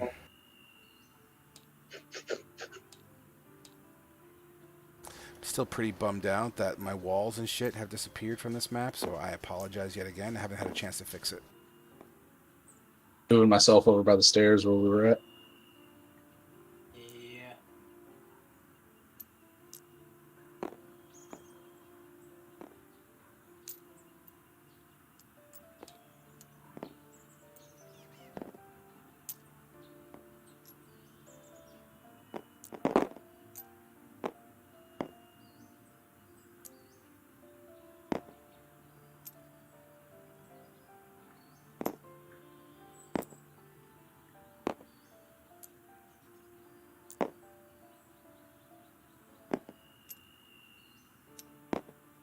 Sorry, I'm just setting everything up.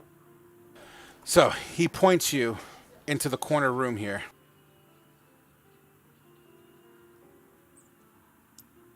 He takes his blade and puts it against the chest of Cain. I'll begrudgingly start walking to like the doorway. And I'll stop in the doorway. He points further into the room. What are you going to do to my friends? I'll ask him in Goblin. He proceeds to push the blade into Kane's chest a little bit. Kane, you take 1 point of damage. Fine, I'm going. I'll go into the room. He takes the point off of Kane's chest and then left hand pushes you into that room, Kane. The the orc war chief, bringing Altama, literally throws him onto you, Kane. Give me a sleight of hand to represent catching him. Nice. You catch him and kind of cradle him. He's a bit heavy. Now we're getting at. He's a bit heavy, forceful. The throw, as forceful as the throw was, it does put you off balance a little bit. You don't fall to your ass or anything like that, but you stumble a little bit. But you still cradle him enough where, yeah, he's safe. And then the two remaining orcs dragging Reen's body by his hands and slides him into the room and kind of throws him in there. The door shuts, closing you guys in there. There's no windows in this room.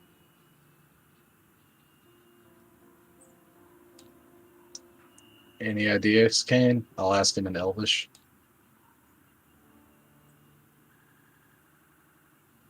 Not at the moment.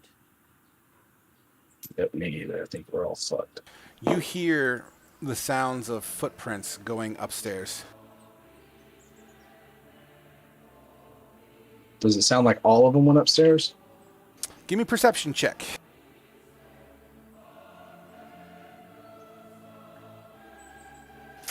You know, it definitely sounds at least 3. After about 30 seconds of silence, you hear a bang. And then you hear screaming. Like, bang, bang, and like the kind of terrified scream, like, oh my God, something's coming in. That kind of scream. Not like I'm dying screaming, but more like panic.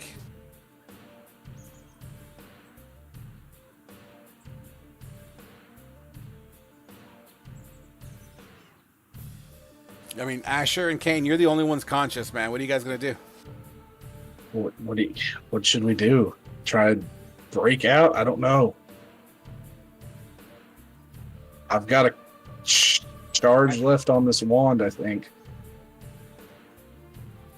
Kane looked at his fist like, fuck it. Well, hold on. Kane opens the door. You try to open the door, and it seems to be locked. Count of three. We try. Try and kick the door down. I'll Is try Reen to and assist. Otama conscious now, or are we still out? You are still technically. I mean, he subdued you. He tried to make it non-lethal. So I'm willing to say you're droggy, Reen. You got your ass kicked. You got your ass kicked pretty well, but you didn't take a mortal wound. You're just really beat up and cut up. In fact, Otama, you only got bit kind of just below your ass cheek as well. I'm willing to say you're just as droggy as Reen is. So you have like 1 health? Yeah, let's just say you all have 1 health, except for the other 2. Try and kick the door down. Yeah, I'll help you. That's probably not a good idea. Screaming once again as you hear banging on the door. You hear an orcish, some sort of whatever orcish sounds like, but it sounds like barking of something.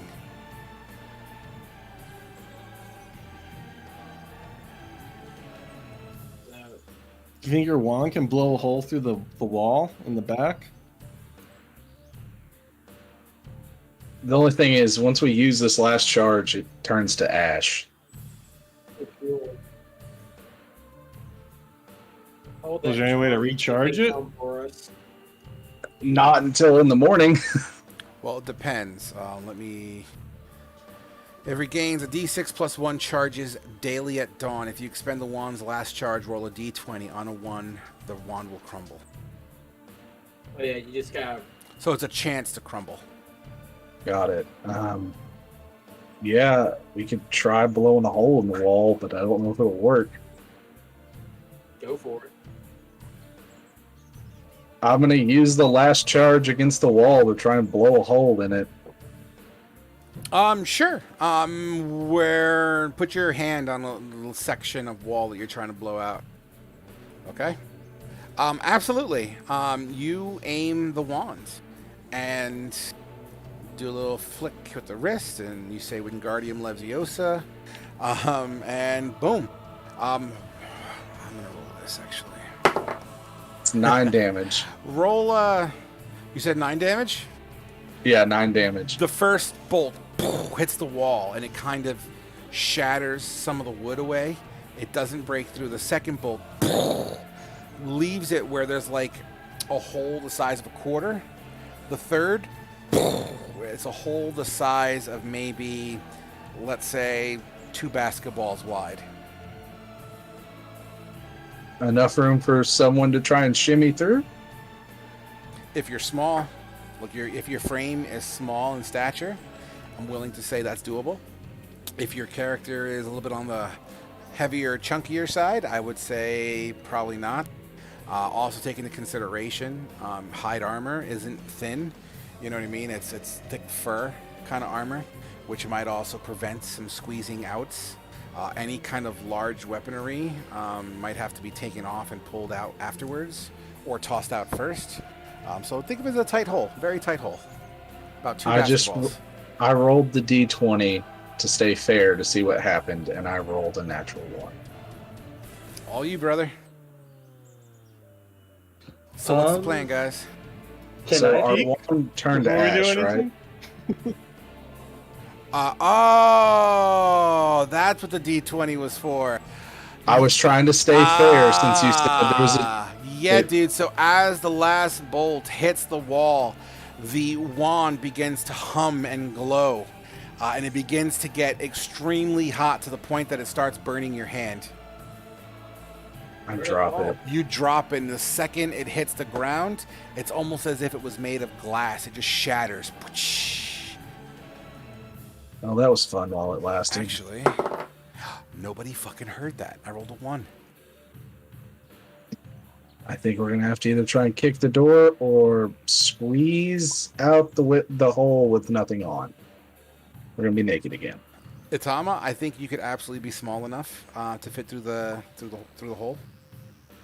I'm not necessarily looking for height. I'm more looking at how big are your love handles, basically. Well, I mean, I assume your character's pretty frail in frame.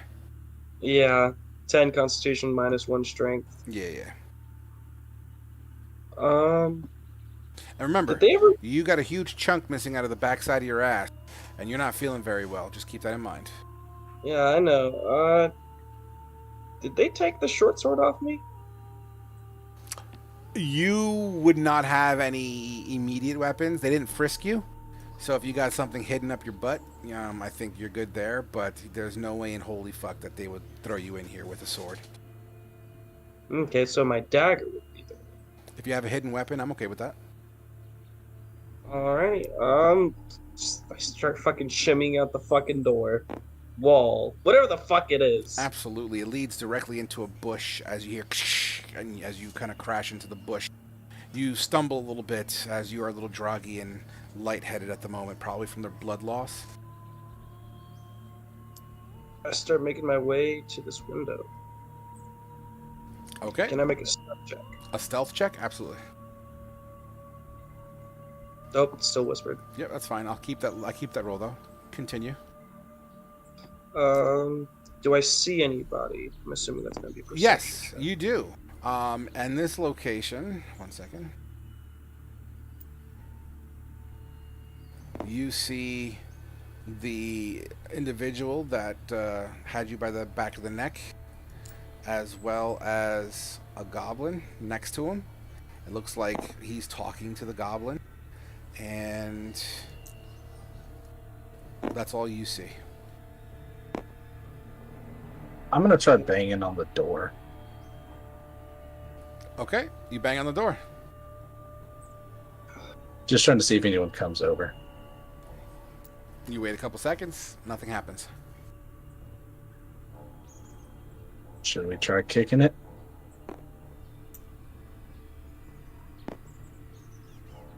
I'm not sure we want people to come here and open the door when there's a hole in the back of the room. I mean, they're gonna see the hole eventually. They're gonna come for us eventually. Can we fit through the hole? Like I said, I'm going to leave that to your interpretation. If your frame is frail and skinny and not love-handly, then I'm going to reasonably say you'll be able to fit. Remember, it's about as wide as 2 basketballs.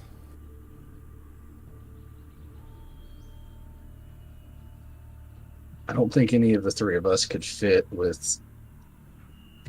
Hey, How a stout we fireman between the bars of a ladder with all of his gear. The only thing he takes off is his little oxygen tank. We can try fitting out the hole. It's just gonna have to think skinny. Think thin. Okay. Are you all doing that? I'll try and see what I can do. Sure.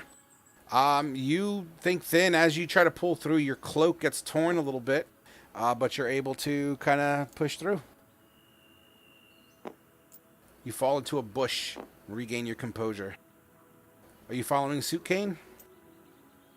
I don't think Kane's small enough. Kane prides strength over his dexterity, and he is currently warded out. Oof. So Got you. What about you, Reen, as you see Kane struggling to get through the hole?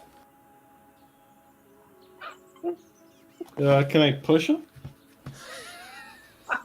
You know what? Yeah. Yeah. Why don't you roll me an athletics check? Let's see what happens. Roll it with advantage because you're not in a stress situation. No, not advantage because you have 1 fucking HP. You just got your ass beat. But yeah, roll me an athletics.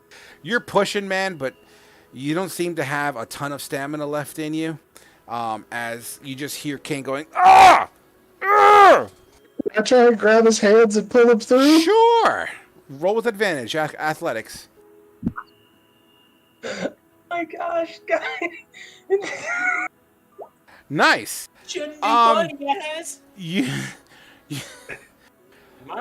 Kane, you slowly get pulled. It's like you're so flushed up against the chipped pieces of wood and splinters that it actually starts to dig into your side. You take an additional point of damage, but you pop out like a newborn baby. Sorry, brother. Reen, you ready? I'll help pull you through. I'm going to take my armor off first, the hide armor. I'm going to throw it through the hole. Okay. And Yeah, and now I'm just gonna try and go through. Yeah. Get pulled. And you I'll grab his hands and start trying to pull him through. absolutely. You guys are outside. You see Eltama, um, not necessarily in full glory, but he seems to be standing, a little wobbly, but standing, about 50, 60 feet in front of you. All right, we're all outside. Now what the fuck should we do? We're outside, armed, we have no weapons. Out of the broken glass windows in the back, you hear the banging again and screaming. We're gonna leave to the nearest place where we can get real help, because we can't do anything here anymore. Shh. You don't want to try and get any more weapons? Just run? I don't think we can fight again here. Right next to us. Yeah, no, I just meant go to the store, see if we can steal anything else, and then run. I'm not trying to fight. I think we took everything they had in there. Nah, there was like 4 extra bows. Yeah, I don't know if there's anything. I don't remember if there's anything left.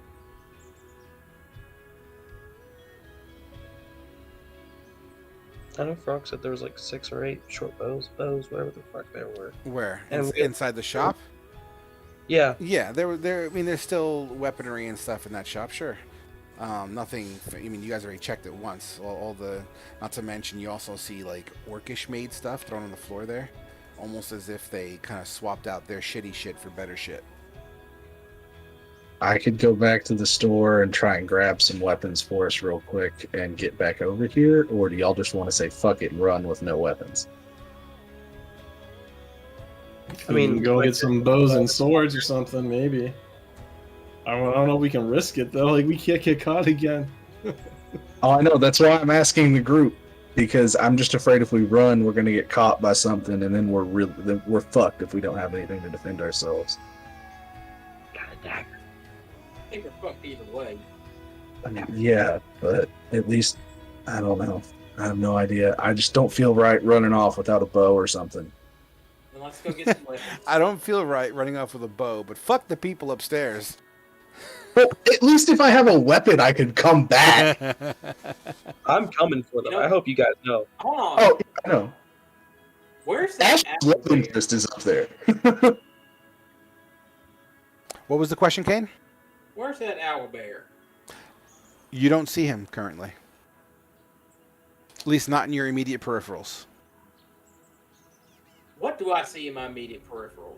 Bushes, backyard, grass, a couple of buckets and barrels, probably from old beer barrels and kegs that have been tapped, maybe waiting for an export to go get refilled at some point, maybe used as fish barrels, who knows. A fence line, a road, nothing on the road at the moment, although in the distance you still see some random foot patrols of greenskins, but usually there were like 2x2, 3x3s. Now just a couple of singles walking around. And if I look through the window, we can see the orc war chief. Absolutely. Are you going to peek your head? Yeah. Okay, you peek your head. He turns his head towards the window, and you pull your head back. Fuck it. I'm gonna go back to the store you and see hear- if I can find it. As it's walking closer to the window. The window gets pushed open. You see an orc hand pushing a window open, and then goes back inside. Well, hold on. I kind of look at Asher as he's approaching. And I kind of do a motion. I can grab him. The window's already pushed open and kind of back down. And when I say, it's not like he's sticking his whole arm out the window. We're talking literally like maybe up to its middle of its palm as you see it push the window open. Yeah.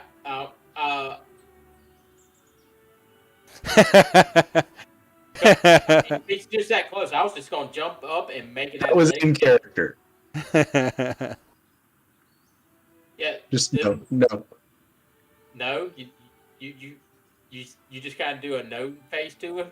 Yep. I just shake my head no. You see go out the window.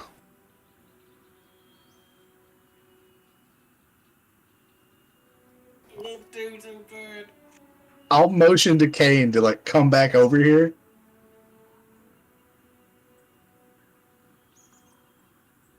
More banging from upstairs.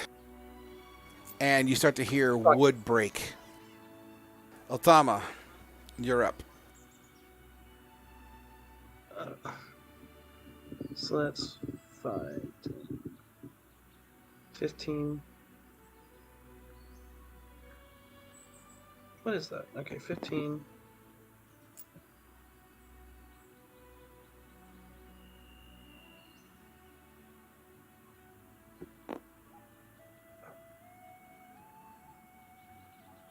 Anything I see from there that's new?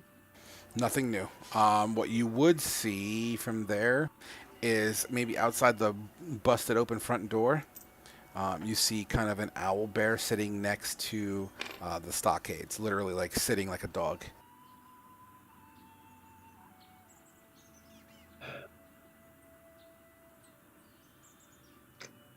Do I still have my other stealth check, or do you want me to make another? You can make another one. Okay, because I'm gonna use my bonus action to dash over here. That's fine. And that's like an actual like bar, so you can duck behind it and break line of sight completely. Yeah. So That's I'll right. even, if that's the case, I'll even give you an advantage stealth roll on that. Yeah, you don't even need it. Look at that. All right, you're good.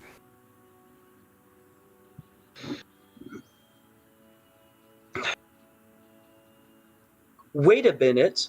Is that Nilbog body that was over here that I killed? Is it staff or dagger over here still?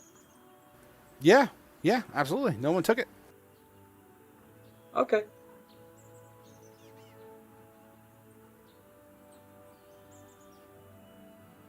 What do you want to do?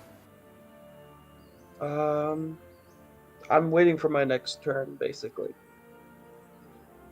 And by the way, it's not a dagger. It is actually a scepter. But let me reflavor it here. The scepter was snapped in half during combat, so the top end can act like a small ball that you could hold on to, and the shaft that's kind of cracked in half has a point on it, which can be used as a piercing weapon. I'm counting it. Okay. So, technical restart of round? I mean, we're not in round right now. This is all open form pretty much at this moment. There's no official Okay. combat here. I'm gonna I'm grab that scepter.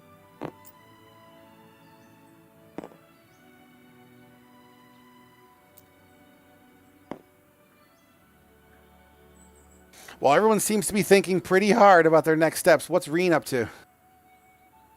Reen's wondering why that guy went back into the place we're trying to leave, and why we're not just completely out of the town by now.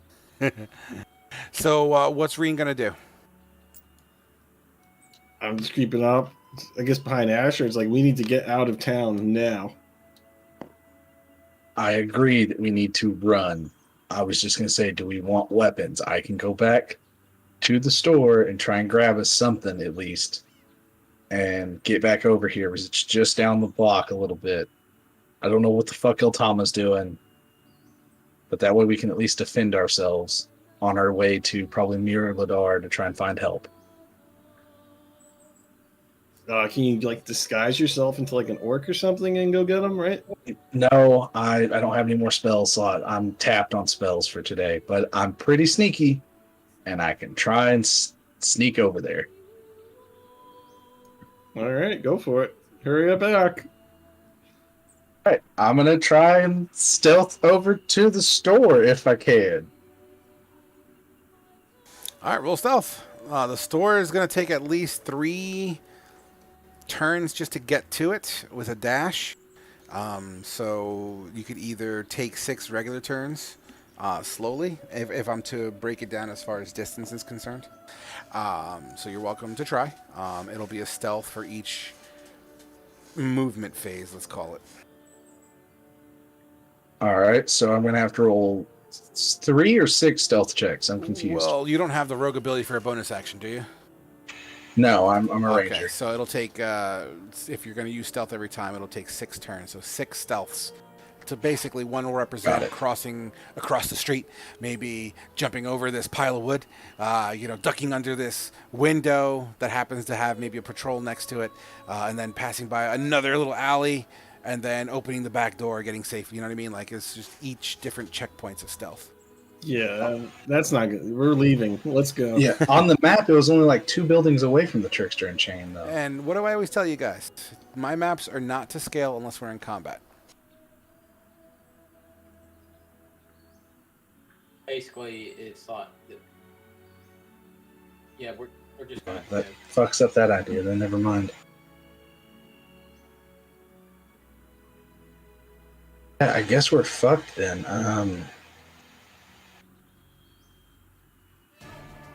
Well, beating's fucked. I mean, We're not gonna make it a week to Mirladar with no weapons. I get my fish. At least we got clothes and armor this time. It's definitely a tough spot, guys. This the way this unfolded. It's tough. You're absolutely right, 100%. While you guys think about it, you hear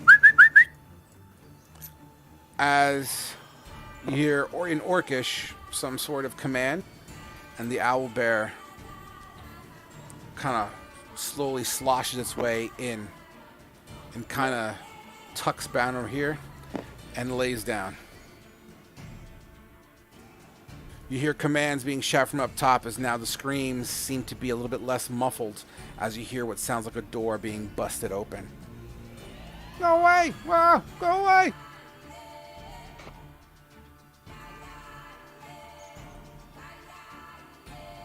I guess. You hear commotion coming from upstairs. It sounds like maybe some sort of a rumble or some sort of scuffle. And not so long after that, a hobgoblin with 2 children under either arm begins walking this way out towards the front door. I'll hold in case anyone is trying something. But basically 2 young people under each arm being carried out of the Trickster and Chain. And then shortly behind that, an old man who's being pushed. And then after that, an orc with an unconscious female over his shoulder. And behind that, an unconscious halfling.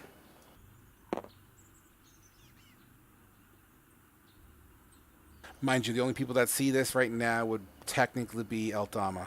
But everyone outside the window would be able to hear this commotion. They're gonna check the room soon, guys. We gotta go now.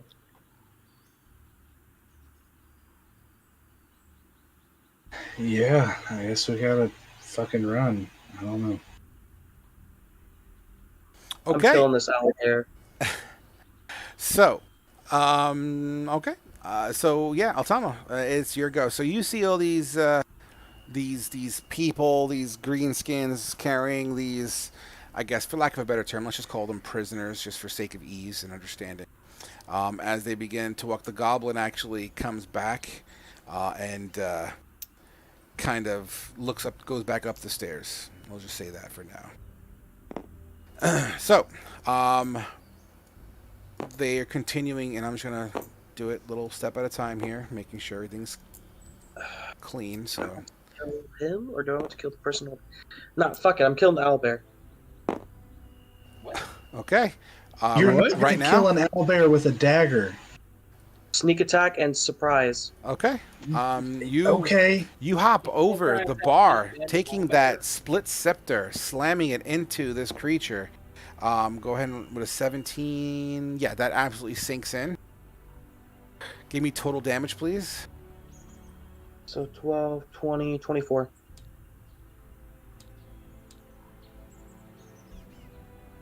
And then I'm going to stab it with... Actually, no, I don't have anything else. And then I'm going to fucking bolt out the front door. What's your max movement speed? My max movement speed is 105. 105. Okay. You already used an action to stab it, so you don't get You don't have your bonus action to dash. Why don't I? Yeah, he's a rogue. He gets it for free. Even if he already takes his action to attack? Yeah, Yeah. he still has a movement, and then he can bonus action dash. He'll technically get an attack of opportunity on him, but he still gets. That's what rogues do, man. Wouldn't that only be 60 feet, though? What's your base I speed? have 35.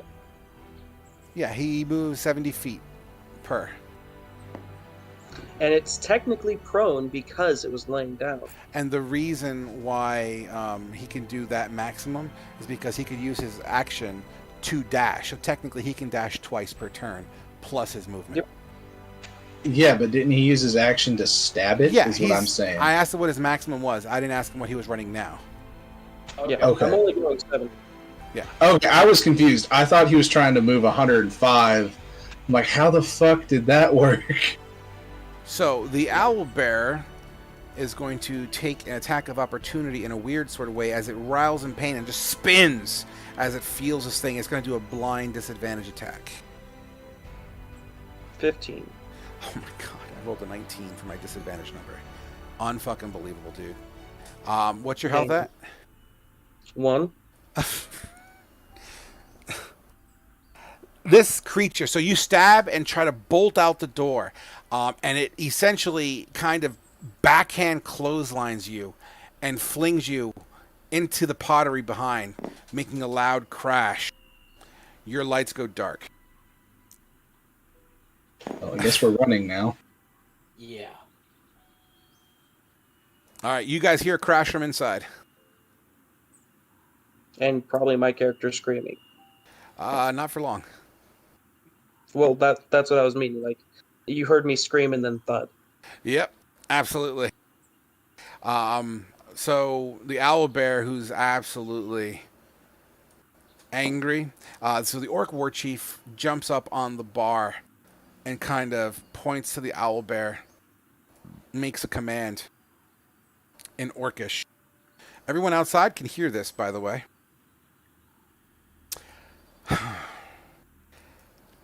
The command, if you spoke orcish, was something along the lines of lunchtime. As this owlbear creeps over Eltama and begins to munch and crunch and take chunks of flesh from your legs, your stomach, your thighs, and your throat, as you could hear flesh being torn and ripped as you bleed out Eltama. Yep. Guys, let's go. Come on, there's nothing we can do now. Yeah, we're fucked. Let's run. Yes, Mirladors. Here we come. Okay. You guys start trucking out of town. While we do that, let's take our 10-minute break, folks. Oh god. Yeah. The reason why my character wasn't going to run, by the way, guys, this is his home. Yep. These are the people that he's lived with. Yeah, man. You got to play it the way it is, man. And it happens. This absolutely happens. And it's not like you're out. You know what I mean? I think it was a worthy end to our dear friend Elthama. But here comes the fun Short-lived. part. Yeah, I'm going to pull. Are you going to take your 10-minute break, Eltama, or you got a minute to talk? Huh? Are you going to take a 10-minute break, or do you have a minute to talk? I have a full whatever time you need. I never leave. Absolutely. All right, everyone, go take your 10 minutes. I'm going to pull him to a separate room, and we're going to chit-chat real quick. Hello. Hello. Okay, so you died. Yeah. So I knew it was going to happen, too. I That's why mean, didn't I think saw of it, too. Character. I saw it too. It is what it is. If anything, I thought Yeah. that was even if his story was short-lived, I think it was a nice story overall. Yeah. So, nevertheless, let's turn your character into something else, shall we? What are your thoughts?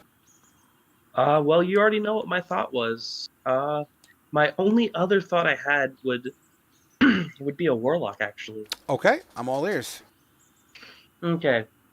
So what it would be a warlock of Actually, specifically- let me mute the audio on the stream real quick. Just give me 1 second. Everyone watching, I gotta mute the stream for a few moments. Just sorry. Where's the mute button?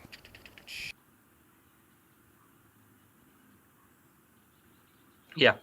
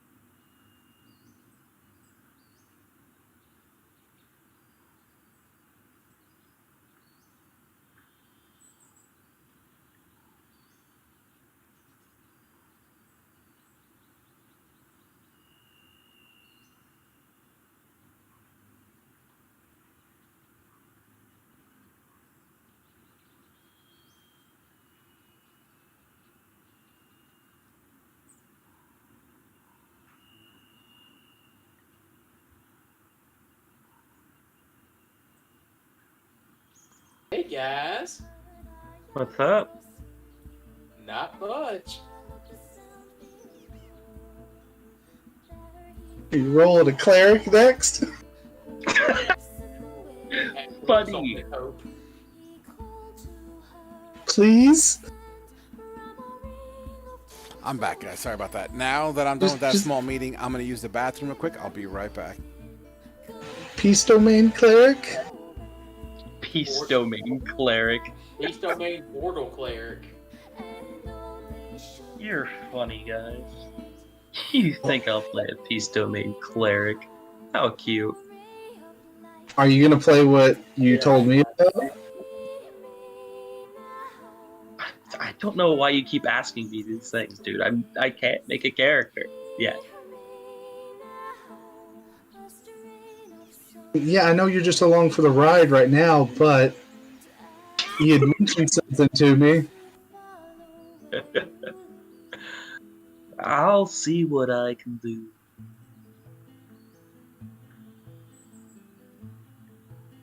Hmm.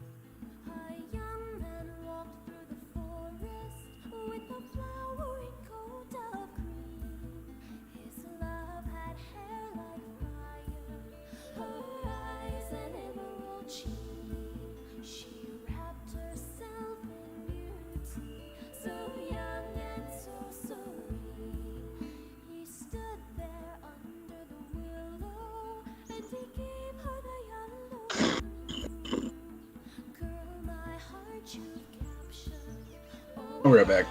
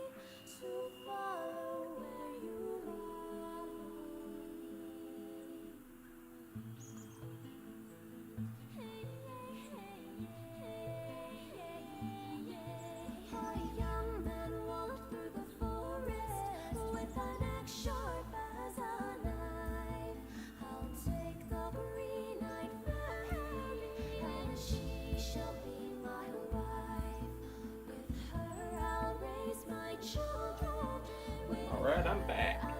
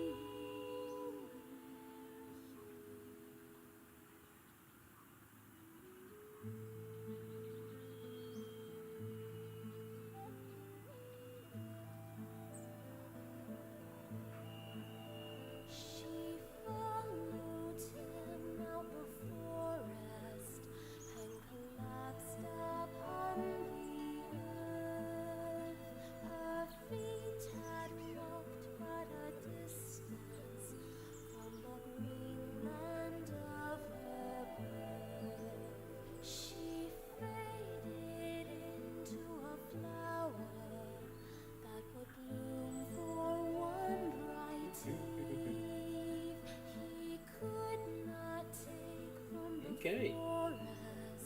I rolled a critical fail trying to bring in pretzels and tripped over my dog and spilt them everywhere. I rolled a nat 1 on my dex save. Well, luckily you have a dog. He'll clean it all up. Oh, yeah. She immediately was just like, oh, thanks, Dad.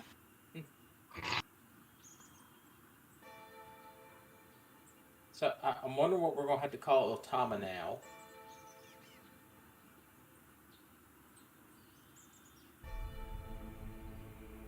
Seabiscuit.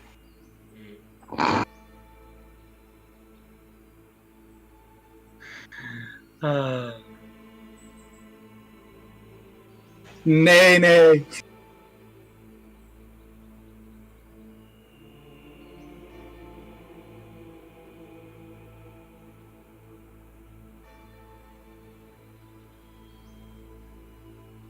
I'm thinking Frog can drop a deuce because he's been gone a while. Yeah, take the kids to the swimming pool.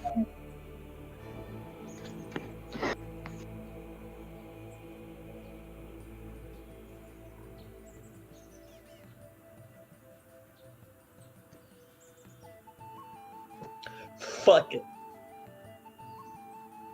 What are you saying fuck it about? Nothing. You don't just say fuck it and it be nothing. What are you playing? I'm not playing anything. Lies. I don't know why you think I'm lying, dude. Is your new character going to come in and bring us weapons and shit? No. Play a dwarf arms dealer. Cleric of the Forged Dwarf. And I'm back, boys and girls. Forged dwarf cleric Dad, they're bullying me. is an arms dealer. Dad, they're bullying me. We are not bullying you. We are tossing out suggestions. So what? Wait, what's happening? We was tossing out suggestions for his next character. You don't And even we suggest thought, anything. He hey, knows exactly what he wants to do. He's got it. I know, we were just having some fun. We were saying we yeah, need a dwarven forged cleric that's an arms dealer. Yeah, no, he's doing a priest. He's rolling a priest, a disciplined priest. I doubt that. Can I roll an insight check? Can you roll a what? I'm sorry. An insight check? Sure.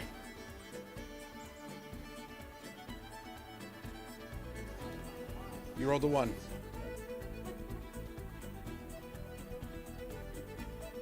Did roll a 1. Wait, he did roll.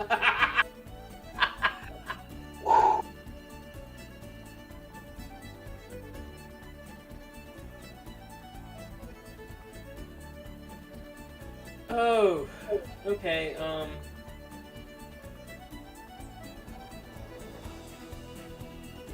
Sorry, I'm just texting someone real quick. I apologize if we're a minute over here. Just give me a moment. it's okay.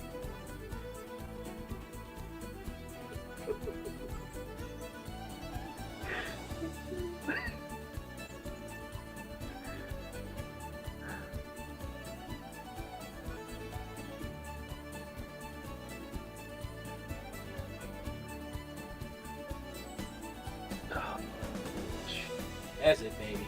Flicks for us. I know exactly what to do. This is my sexy face, Kane. Ooh, you should show me your safe spice. You might have to see my oath. All right, I'm back. Okay, guys. Fantastic. I believe everyone's back. Fade, are you there? Yep. I heard Kane. I see Asher's ugly mug. Zarkul, you there? Yep. Should I say Iltama? Yep. Okay, guys. And you said you guys are heading out of town. Is that correct? Yeah. Yep. Yep. Give me a cardinal direction: north, east, south, or west. East would be Whitestone. North would be well. Okay, hold on. East would be the depths of Whitestone Mountains. North would be the plains, but like if you hook right, like northeast, that would be like the front side of the Whitestone Mountains, heading north. West would be towards ocean and other towns possibly. and then south would be uncharted territory. Whatever direction Mirladar's in. That would be north to northeast. Does that sound good to y'all? The map would also be a good indicator of where you guys are. So, in fact, you know what I'm going to do? I'm going to... As my game is freezing... What is the closest settlement to Beaton?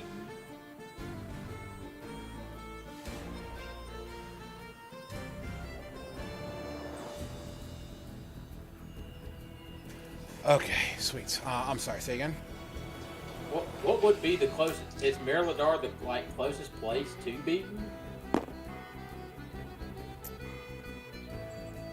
I mean, we know the town position is in Mirladar, correct? The town... I'm not... You're very faint, bro. I can't barely hear you.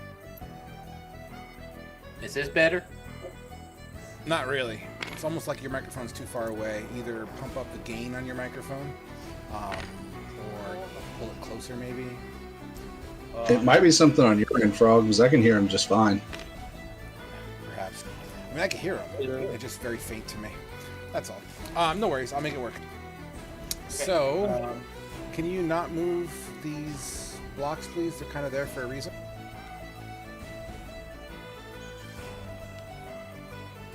What I was asking is Mirladar probably the closest big settlement where we can expect to find some sort of aid? Mirladar, the closest... well, Mirladar, you know, is the gateway to the Whitestone Mountains, or at least under the Whitestone Mountains. You're well-traveled, aren't you, Kane? Yeah. So you know that Mirladar... Wow, that pen color sucks. 1 second.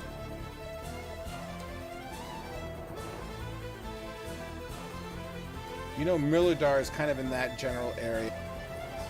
You know that Beaton is right where your red cube is.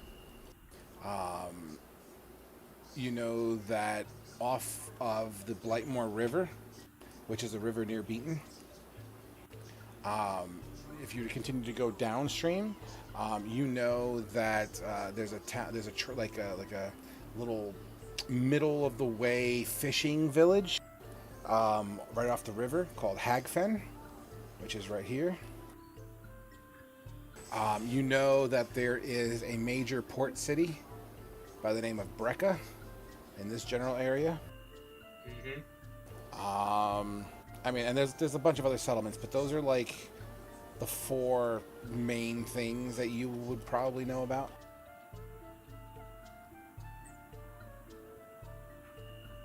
And the town physician, they're in Mirladar, right? Last you heard, they were commissioned to go to Mirladar to help, yes. For reasons unbeknownst to you. Yep, sounds like we're going to Mirladar. Yep. Any objections, Reen? Nope. Anywhere but here. All right, sounds good.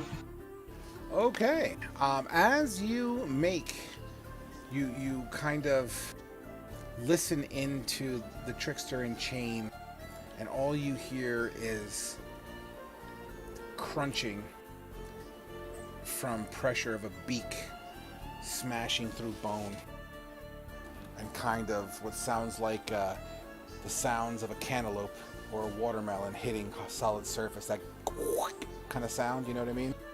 Yeah. And some kind of chuckling. And as you hear that, you put 2 and 2 together, and you bounce southwards out of town to hook around. Make a stealth check, everybody. Fate, you at disadvantage because you're still pretty fucked up.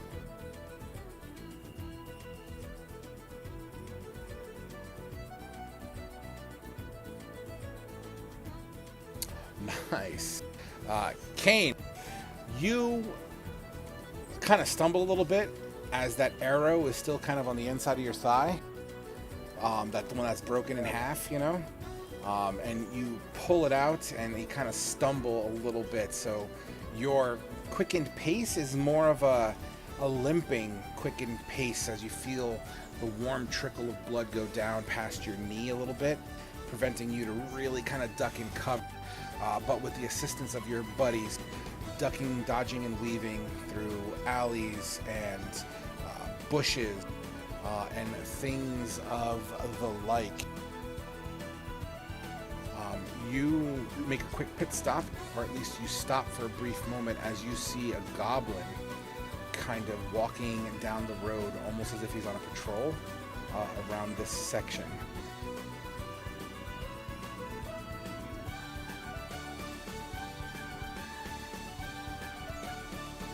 You are welcome to jump in at any point in time, or shall I continue? Kane looks to Asher.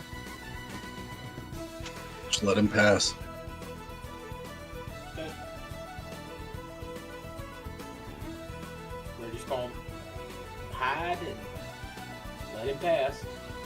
Okay, as you duck down, Fate, you look up as your eyes are half closed. You are still very much bleeding. So you're still generally out of it. You look up and you just see the blurry silhouette of a goblin kind of walking past as you're holding on to your cohorts and your friend. You wait for him to pass, and you continue to push inwards towards town, or through town. So you went south to get away from the trickster and chain, get away from the main square, and you start going counterclockwise, dodging through towns to try to face the outskirts. Everyone give me a perception check.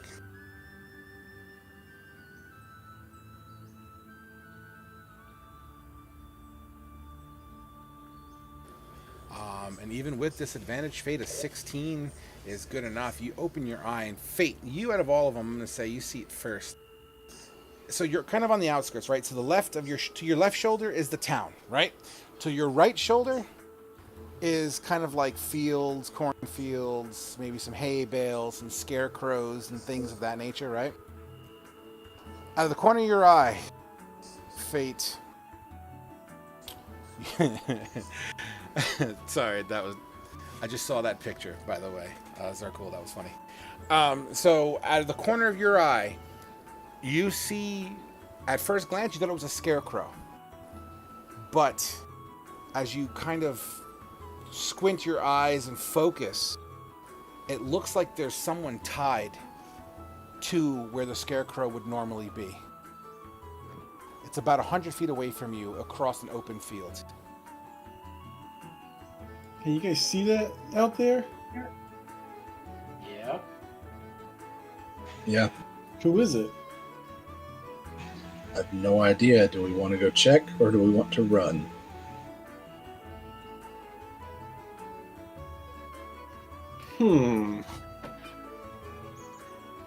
How far away from the town are we now? You're like literally, if boundaries had physical lines drawn on the ground for territory, like you would be standing on the line. Left shoulder is like town, right shoulder are the farmlands. Fuck it. If we can save at least one person, then I'll start heading over there. Yeah. Make it quick. We'll wait here. Yeah. All right. Yeah, you guys wait here. I'll go. Kane watching. Perfect. Asher, give me a stealth, buddy. And go with advantage because of reasons that I'm not going to tell you.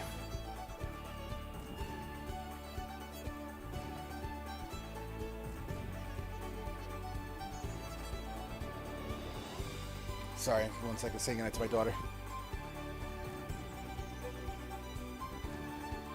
All right, with a 25, absolutely.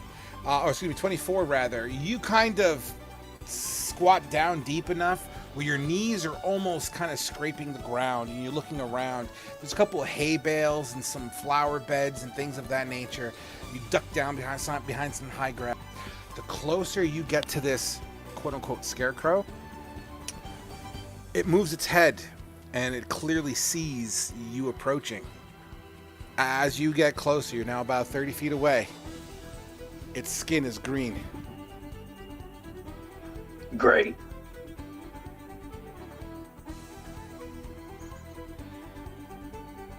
Can't hear you. Push Oh, talk. sorry. Can I tell if it's like an actual green, like half orc or something? You're welcome to get closer to get a better look. Yeah, I'll move a little bit closer. You get closer.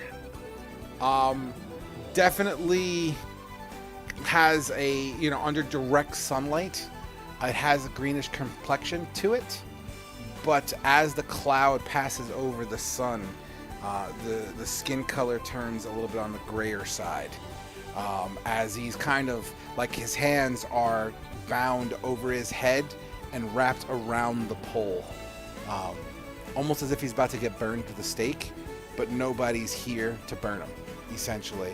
2 tusks kind of protrude out of the bottom of his lip, and once again sees you, and he's just in tattered robes, and there's a book lying on the floor with a couple of pages ripped in it, kind of like somebody threw it down on the ground or spiked it on the ground. It's kind of like almost the binding is almost like pulled away.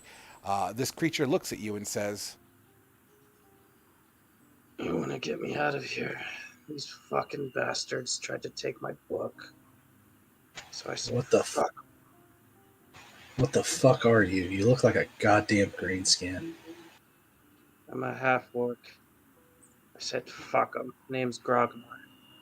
I don't really have any qualms with half orcs. Mostly just the purebreds I want to fucking kill. You get to live for now. Asher doesn't actually hate like all greenskins, just fucking orcs and goblins. Half orcs are meh for him. So we'll go untie him. you do so. Do you have any blades? No, that's why I said I'm untying him. Okay. It's a bit high, but with a little bit of effort, you find that maybe pushing the pole of the scarecrow to make it snap, a little bit of an easier approach, which I'll let you take 20 on, and you do so. You're not, pushing a tree down. It's just a little fucking like 2x4 situation. But yeah, and it snaps and kind of he falls to the ground, and you begin to untie his hands and feet. I technically do have blades because they never took my arrows. Correct. Okay, that's fine. You cut the ropes with the I just thought that. I was like, I technically still have like 15 broadheads. Absolutely. You do so. Your hands break free there. Thank you. That name. What's his name? Grognar. All right, well, get your fucking book and follow me. Okay. Your book is on the floor. It's kind of in a small, like, almost like there's a footprint of an orc on the ground, and the book kind of lays halfway in there. The ground is saturated from the previous day. The previous day was kind of a watering day as they kind of irrigate the soils during the season. So the book itself is very, very dirty. There are pages that are cut. The bindings are loose.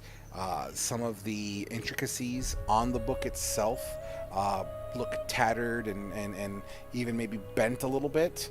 And a little bit of mud kind of trickles off the pages. But all in all, the book is still sorted together. It's just in pretty bad shape.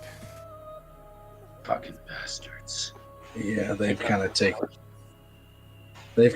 everything from me too.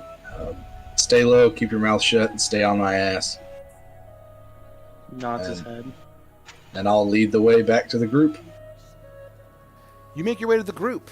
Grognar, give me a stealth check, please. Look at you. First roll is Grognar. Absolutely, as you duck and cover, you make your way to a... Are you a human, Fate, Reen? Yep. You make your way to a human who looks practically dead, and an old man who is bleeding from his inner thigh with Reen in hand, kind of like not shoulder carrying him, but kind of like allowing Reen to use his shoulder as support as you meet them directly. I'll make introductions real quick. That's Kane. And fucked up guy's Reen. Guys, I'm Asher. This is Grognar. He's a half orc. I don't know if we can trust him, but the orcs didn't like him. I don't like him. We'll see how it goes. I don't dislike him, but Out of character, and you probably already knew this, Grognar, going in. You have no possessions outside of that book and the robes that you have on. Just so you're Yep. aware. Well, the more the merrier. we all get to be fucked together.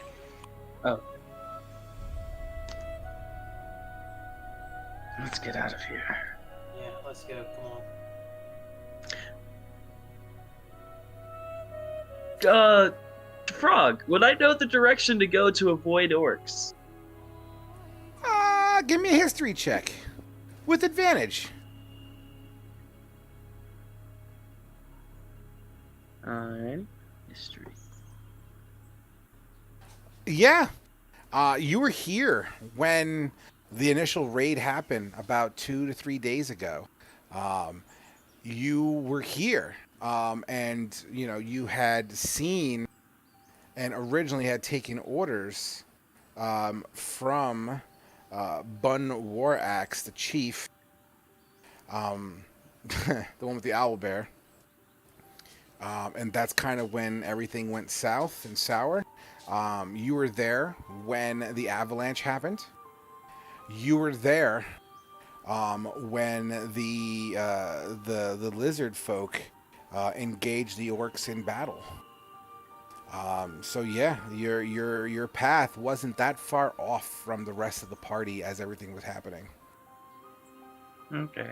I would kind of guide us in the way, tell them the way that, avoids the most orc troops. Sure. From what my knowledge was. Yeah. I mean, your best bet is, you tell them, like, hey, if we kind of go away from town, we can huddle this way, cross over that path. Last you heard, there wasn't any patrols going out of town, so they seem to be hunkering down then in the middle, and all that jazz. So, and you do so with relative ease. And we're going to go ahead and say, and just skip forward a little bit here, because you are further enough away that nothing's going to happen. But you begin to see a pillar of smoke inside town. And I'll leave that at that as you continue to make your way around town counterclockwise. And once you get your bearings to the north, head straight into the tree line. Anything you wish to do before you have beaten in your rearview mirror? Asher's just gonna say quiet prayer to the Wild Mother. Do we have anything in our cabin that we were staying at? I don't think we do, right? Nope. Some old rotted food, probably, from how long we've been gone, but no. There were some clothes, but I think it's kind of too far away for us to get to now. It was on the other side of the town. The only thing worth grabbing out of the cabin were on our person when we got captured by the hag. Yep. Everyone give me a perception check.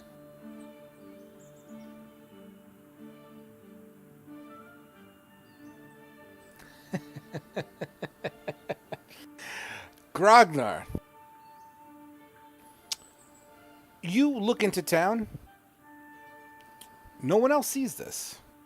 But when you look into town, for a small fraction of a moment, you feel as if you saw the image of a black-haired elf female in like a flowing gown on one of the roofs of town, looking at your general direction. You all know a black-haired elf? Come again? What? Black-haired elf standing on a roof. Looks like she saw us. As you point in that general direction, everyone else looks that way. There's no elf on a roof.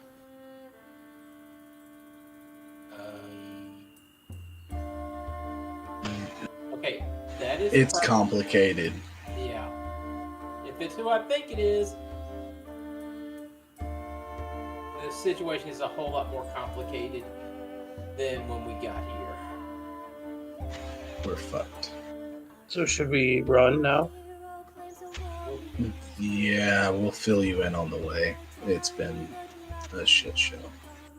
Okay. Why don't I remember a black elf? What? The hag. The hag took the form of a beautiful black-haired elf. In a long flowing gown. Oh, Jesus Christ. Yep. Well, if she wanted us to get those people for her, she should have helped in the battle. Yep. It's really all her fault. It's all her fault. You mean everything that's happening is exactly what the hag wanted to happen? Is that what you're saying? Pretty much, she loves causing misery. All right, guys, you travel north about an hour. Everyone give me a survival check as you have one half-dead human that you're carrying in tow, a bleeding thigh of another human. I believe you're human, Kane. Asher kind of leading the way without any real weapons. All he has is double fisting arrows, pretty much. And the sun is beginning to set. Now, I'd have handed out like at least one arrow to everybody so they can at least poke something. I'm totally okay with that. 100%. You each have one arrow. Do with it as you may. It's better than nothing, all right? About an hour into that trip as the sun begins to set. Everyone roll me a Constitution saving throw. Fuck! Fuck! Wow. Wow. Okay.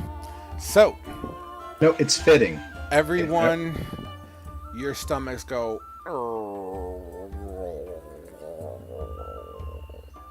Can I hunt us some deer? Do you have anything to kill a deer with? I have many things to kill a deer with. What do you have to kill a deer with? I'm a man of the arcane. What do you expect? What? I think he's a wizard, Asher. That worked out so great the last time we had a wizard with us. And you don't suck the souls out of things when you kill them, do you? Technically, no. Technically, no. Wait, what do you mean by technically no? You either do or you don't. Yeah, that's either like your eyes aren't black, so I know we're good there. Do you do any type of weird soul sucking? When you kill a thing, generally its soul leaves its body. Like Yeah, but tendrils of soul don't flow from that item into you, right? not often. Not Again, often. certain questions, but at this point, if you do anything to try and hurt us, I'll cut your balls off. With an arrow. Yeah, with an arrow.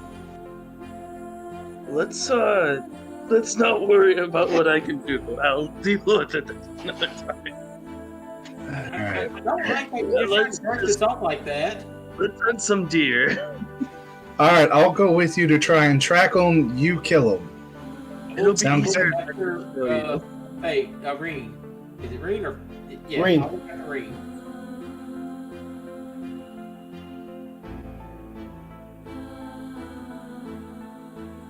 Yeah, Reen's gonna lay down and lean back against a tree.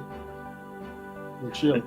Reen, with your Constitution saving throw, I'm gonna say you, as you're leaning against the tree, you look down. The backs of your knees have a pretty decent gash in them. Your shoulder took a pretty decent hit, and your stomach, where you got ran through, seems to still be bleeding.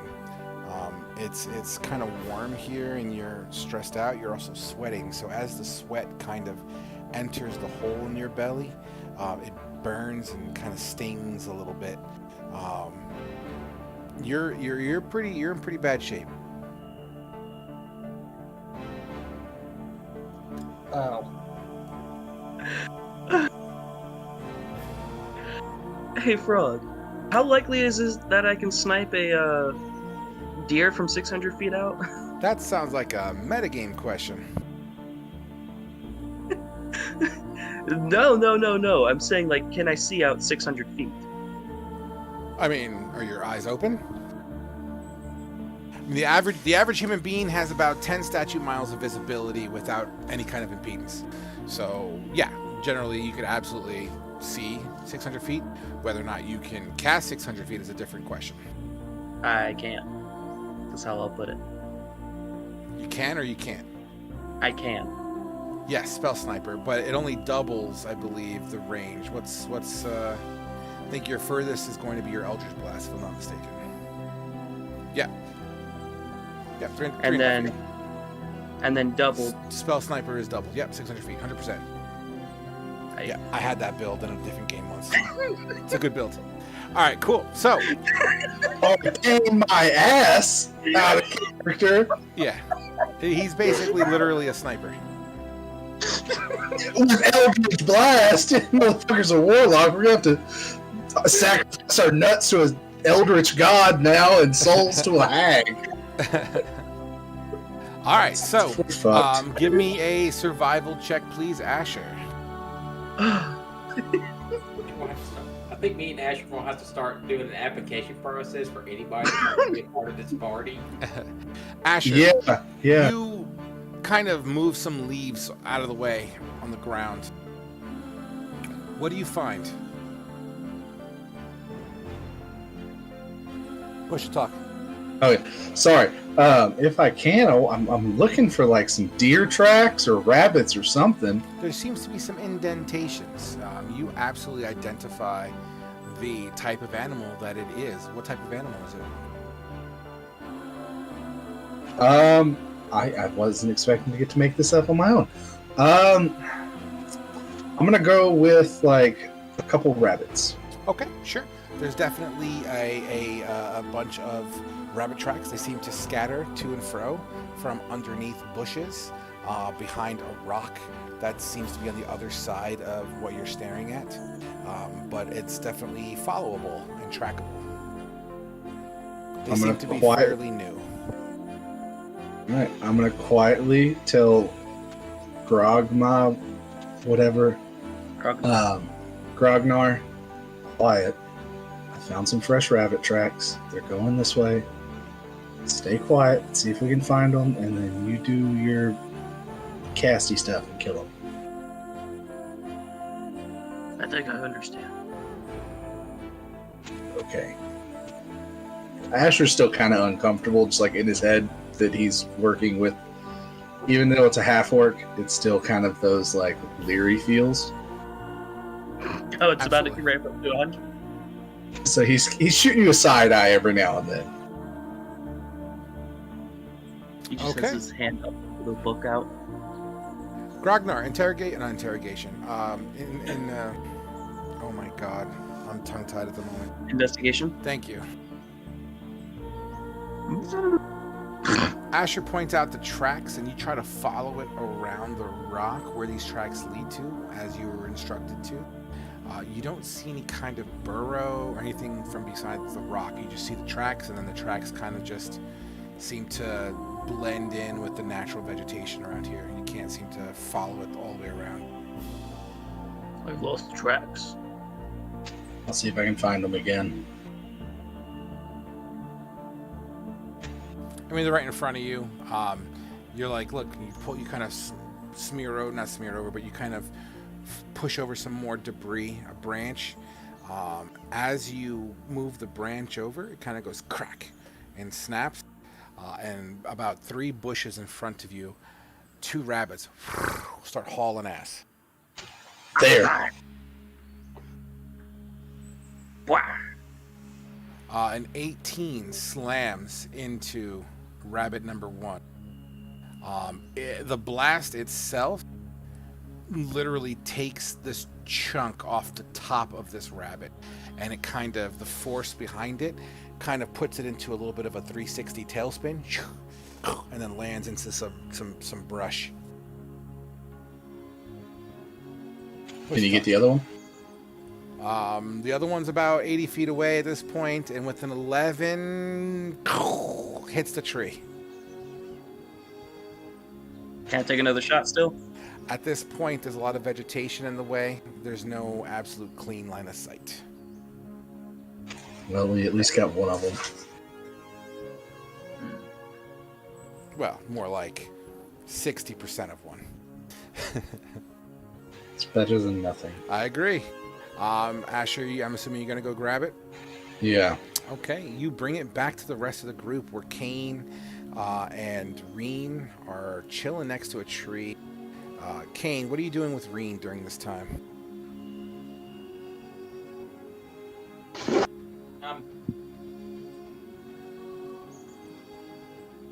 I'm just kind of sitting there talking to him. I'm not going to try and do any medicine checks since that's not Kane's forte, and it'd be bad if I failed. Absolutely. At this point in time, the sun is practically set, and the crickets begin to chirp, and the woods begin to do that, you know, like that cicada kind of sound, that Yeah. you start hearing some frogs going.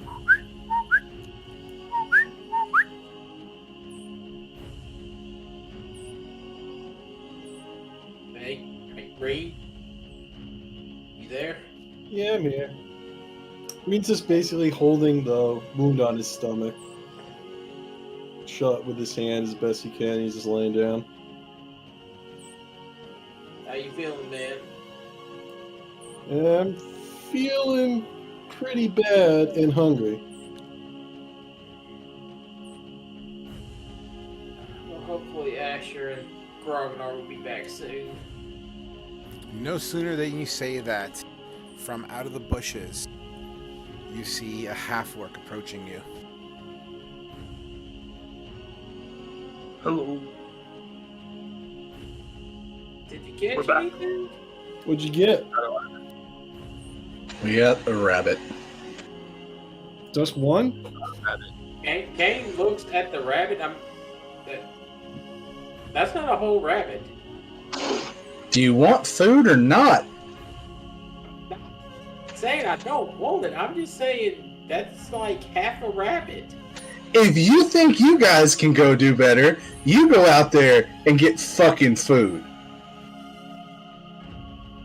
You want me to go? I will try and go get fucking food. If you don't think I will go out there and try and get fucking food. Whoa. Listen, I'm trying. We got one guy that's almost dead. You're fucked up. I'm fucked up. And now we've got a fucking green skin with us. I don't know how I feel right now. Grognar, shut the fuck up. We'll get to you in a minute. Yes, sir. Sorry. It's been a bad day. We got some food. I know it's not the best. I don't have my bow. Trying to make it work. All right? I'll go try and forage for some berries or something. You do that. I'll start working on a fire. Grognar, I'm sorry I snapped at you. It's been a long, very long week. Oh, yeah. I can tell. You guys look like you've seen hell and back. You have no idea. Do you got anything you can do to start a fire? Things you wouldn't believe. Maybe. Let me check. Okay, I'm gonna check on Reen. And can I do a medicine check on Reen? Absolutely. I'm not proficient in it, but he does know a little bit about it. No, I don't. I mean, you basically pull up Reen's cloth that's kind of, or whatever's covering his belly, revealing his belly button, and just like 2 inches to the left of his belly button, it's you see like a trail of dried blood that goes down, gravity, and it's got like dirt kind of caked into it as well, and the wound, although it's not completely clotted, so it still has a slight bleed to it. It's not like pouring blood. It's definitely in the process of clotting, but it doesn't look good. You put your nose kind of closer to him, and it smells a little off to you as well. We're gonna need to try and clean this at some point. It's not. I'm not gonna lie to you, Reen. It looks fucking bad. How far away are we from town? From Beaton? No. So about to say, like, how out are you? From Mirlador, I don't know, a few days. I could carry you. We need to do something to try and clean it or heal it. Oh, you need to heal? Yeah. 1 second. Let me see if this works. You Would cast spare the- fucking Goodberry. Would Spare the Dying do anything to help out? It'll Like spare cleaning him from that up? dying. Yeah, Spare the Dying doesn't do any healing. I know, but I was wondering if it would flavor-wise clean the wound. No. No. You basically, in my opinion, Spare the Dying keeps the soul in the body. That's kind of how I interpret that. You know, it Okay. basically prevents the soul from leaving the body, rendering death. So if we ever find him unconscious, you might want to cast Spare the Dying to keep his soul trapped in his decaying corpse till we can rest. Okay. For right now, I'm just gonna take some of the cloth from like my toga or something that looks kind of clean. That's right, you're wearing a toga. Yeah, I'm wearing a toga. So I'm gonna use some clean spots on there to try and clean up the dirt a little bit. Yeah, man. Off of there, and then make a bandage. You know, trying to, do that. You tear off a piece of the cloth, and you feel it, because the blood's dried mixed with like some dirt and debris, so you could feel it kind of roll underneath the cloth as you slide it across skin. Reen, you yourself, you kind of go, ow. I'll give him an arrow shaft to bite on. Here, you might want this. So you're doing like a complete belly bandage, like all the way around him? If I can. That's I don't gonna care if take it's a dicks decent out, chunk. but That will take a decent chunk of your toga. You are aware of this. yeah, I'll turn it into like a skirt if I have to. Okay, that's perfectly cool with me. 100%. You use the arrowhead. You slowly but surely start cutting pieces of the cloth to get the shape you're looking for, and you give Fate Areen the arrowhead to bite on, and you say 1, 2, 3, bite. And as he bites, you kind of you torque it really tight. Can't hear you. Push talk. I said I'm thinking torquing it down with like an arrow shaft to keep it tight. Sure. Kind of like a tourniquet type deal. Sure, absolutely. Right. And then you reinforced it by another bandage that wraps around the current one, keeping that torque on it. You know what? Just for shits and flavor, let's go with another Constitution saving throw, please, Fate. Trying Okay. to help. You know what? You barrel through it. You only had 1 health, and you do not lose that 1 health out of pain, and you are still conscious. Nice. Ow. I know that probably hurt, but it should at least help keep it from bleeding more or getting anything else in there. Yeah, thank you. Hopefully it works. Yeah, no promises, but doing what I can. In the morning, I'll be able to be more useful. Kane, what are you doing during all this? Trying to get some berries or something. Forage for some berries. Survival, please. 21. With a 21, you kind of go about 100 feet off of the location that you're currently all kind of chilling at. You do find something to eat. What do you find, Kane?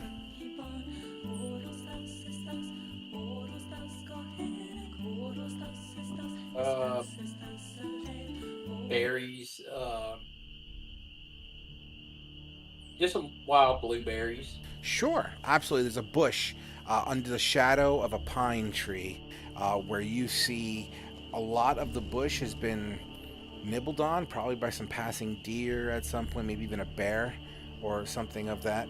But there still seems to be a few undamaged berries that have fallen off the bush, as well as maybe 2 or 3 that you can pick. Why don't you roll me a d20, please? In fact, roll me 2 d20s. Big numbers. Out of everything, I mean, the ones on the ground seem to have maybe been lying on the ground for maybe a day or two. They're soft and mushy. They're not really... You don't feel comfortable eating it, but you did scavenge at least one off the ground that you kind of blow all the dirt off and make it kind of cleaner, and you pull 6 off of the bush. Come back with the 7 berries I found. 7 blueberries as Kane approaches just as you finish talking with Reen. Grogner, you look up and see Kane coming with a palm open. Good man, found berries.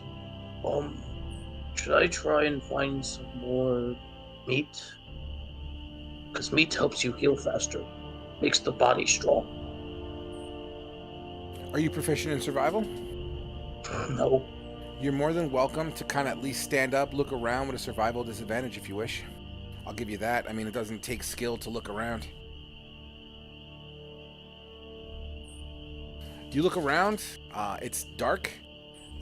You see the occasional firefly kind of cutting through the leaves and the canopies, but you don't see any wildlife.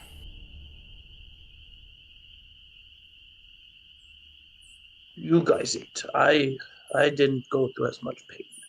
I shall be fine for a day at least. First, we need to make a fire. Yes. Frog, would Sacred Flame technically work? Work with what exactly? Starting a fire? No. Not that kind of flame.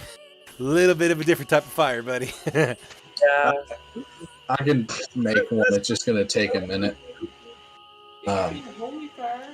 Can I start looking for some firewood and do the whole using the hand stick thing like we did the last time? Yeah, man, and you're in the woods, so I'm not going to even have you roll for finding suitable wood. It'll say it takes you... I'll even tell you what. Roll me a D10. No, make it a D12. Make it a D12. 12 minutes it takes you to at least find wood suitable enough to get a fire going and enough to kind of make a little flint and tinder situation, you know what I mean? Like the wood for the scratching and the rubbing, you know, this is a suitable size. You kind of take a nearby rock and you kind of grind down a little pit hole where you can use the rod to kind of make the friction.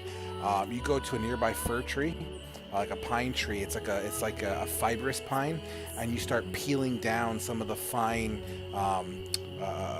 the fibrous material, creating a small ball of loose wood, and you put it inside the wooden thing and you start scratching away. Roll me a d20 twice.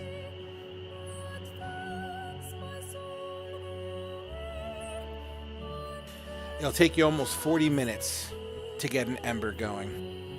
Roll me a Constitution saving throw.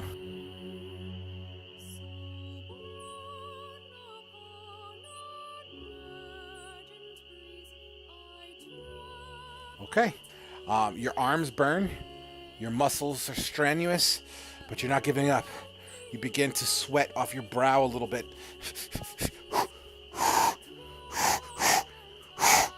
And finally, an ember. All right, I'll put it into the little tinder nest I made and get us a fire going. Absolutely. Snap, crackle, pop, pop, crackle. And it slowly grows and grows into a controlled campfire. While that's going, I'll start working on cutting up a rabbit with an arrow and cooking us some food. It's a slow-going process. It's pretty haggard, but why don't you roll me a survival to see the quality of your skin?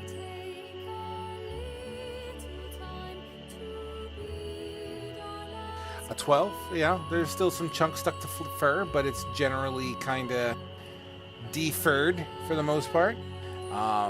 It's definitely in a position to be cooked. As I assume you're going to do the whole rotisserie thing, I'm guessing? I was thinking using an arrow shaft to make some kebabs. Sure, 100%. And you set it all up. It takes, let's say, another half an hour to get all that done. But you're good. Reen kind of, as the darkness sets on the woods here, the fire emits the silhouettes all around. You on the other side of the fire from Reen.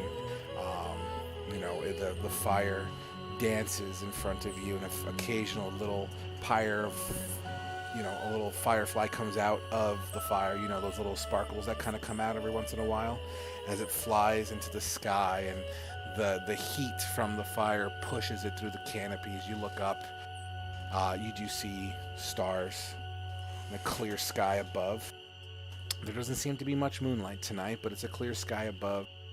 You turn to your left, and you see Kane's face flickering as if he was in a strobe light, but the strobe is the fire, as it just kind of flickers off the side of his face that's missing the ear. And you see his wound is not healed over. It's just a scab where his ear used to be, and some of the peeled away skin, kind of pretty bad looking. It wasn't like she used antibiotics or anything like that. Acknowledging that whole situation, you turn to your right where Grognar is. What's Grognar doing at the moment? Grognar would be in his tome reading. You see Grognar perched up alongside of a tree, flipping through a book. Kane, what are you doing? Kane is just deep in thought. And knowing that the hag is probably following them, that they are pretty much unarmed and all kinds of fuck, and they're about to spend the night out in the woods. They're all kind of fucked up. Right now, he's just hoping to see the next day. Absolutely. Reen, are you back yet? Yeah, I just got back. So Reen, the fire's up, kebabs are on the Barbie, a half-orc reading a book as the firelight flickers on his face. His two tusks at the bottom reflect white as the light from the fire, it like out of his entire face, his tusks are like highlighted. And Kane is kind of sitting there with his head, his chin in his chest. He's just thinking, kind of every once in a while, kind of like shakes his head like, God damn, dude, like what the fuck is going on? As you are exhausted, Reen, the smell of cooked rabbit, or cooking rabbit, kind of pushes along your nostrils. The meat smells welcoming as you feel a little bit of that leftover blueberry that got stuck in your tooth. The grit, kind of, you push it with your tongue and it kind of slides across your teeth as you unhinge it and swallow it. You hold down your belly, and just before you begin to start to fall asleep, Reen, you have a moment of thought and a moment of outward expression. What would those moments be? Where are we on the map right now with your cursor? Can you just hover over it? The red cube is your party.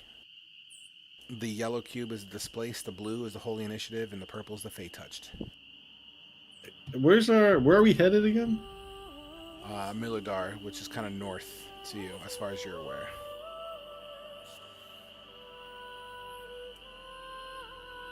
All right.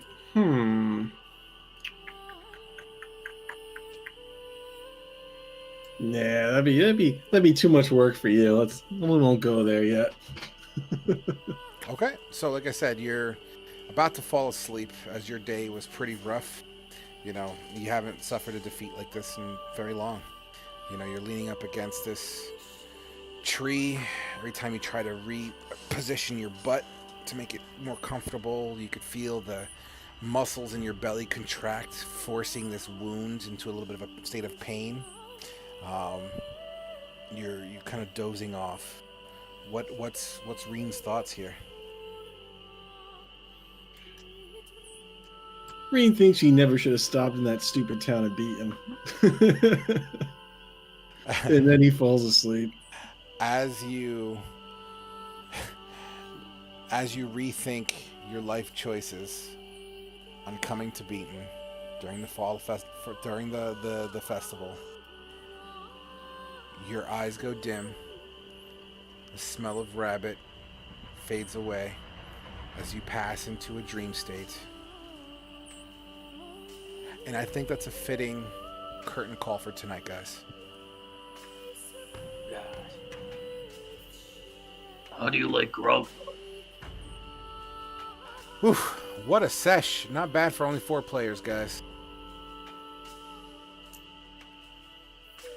It was an interesting session. I got bent over the table. Say what? I feel like I got bent over the table. Let's never run a session with just 4 people again. That sucked. Well, not when we're on the eve of a gigantic battle.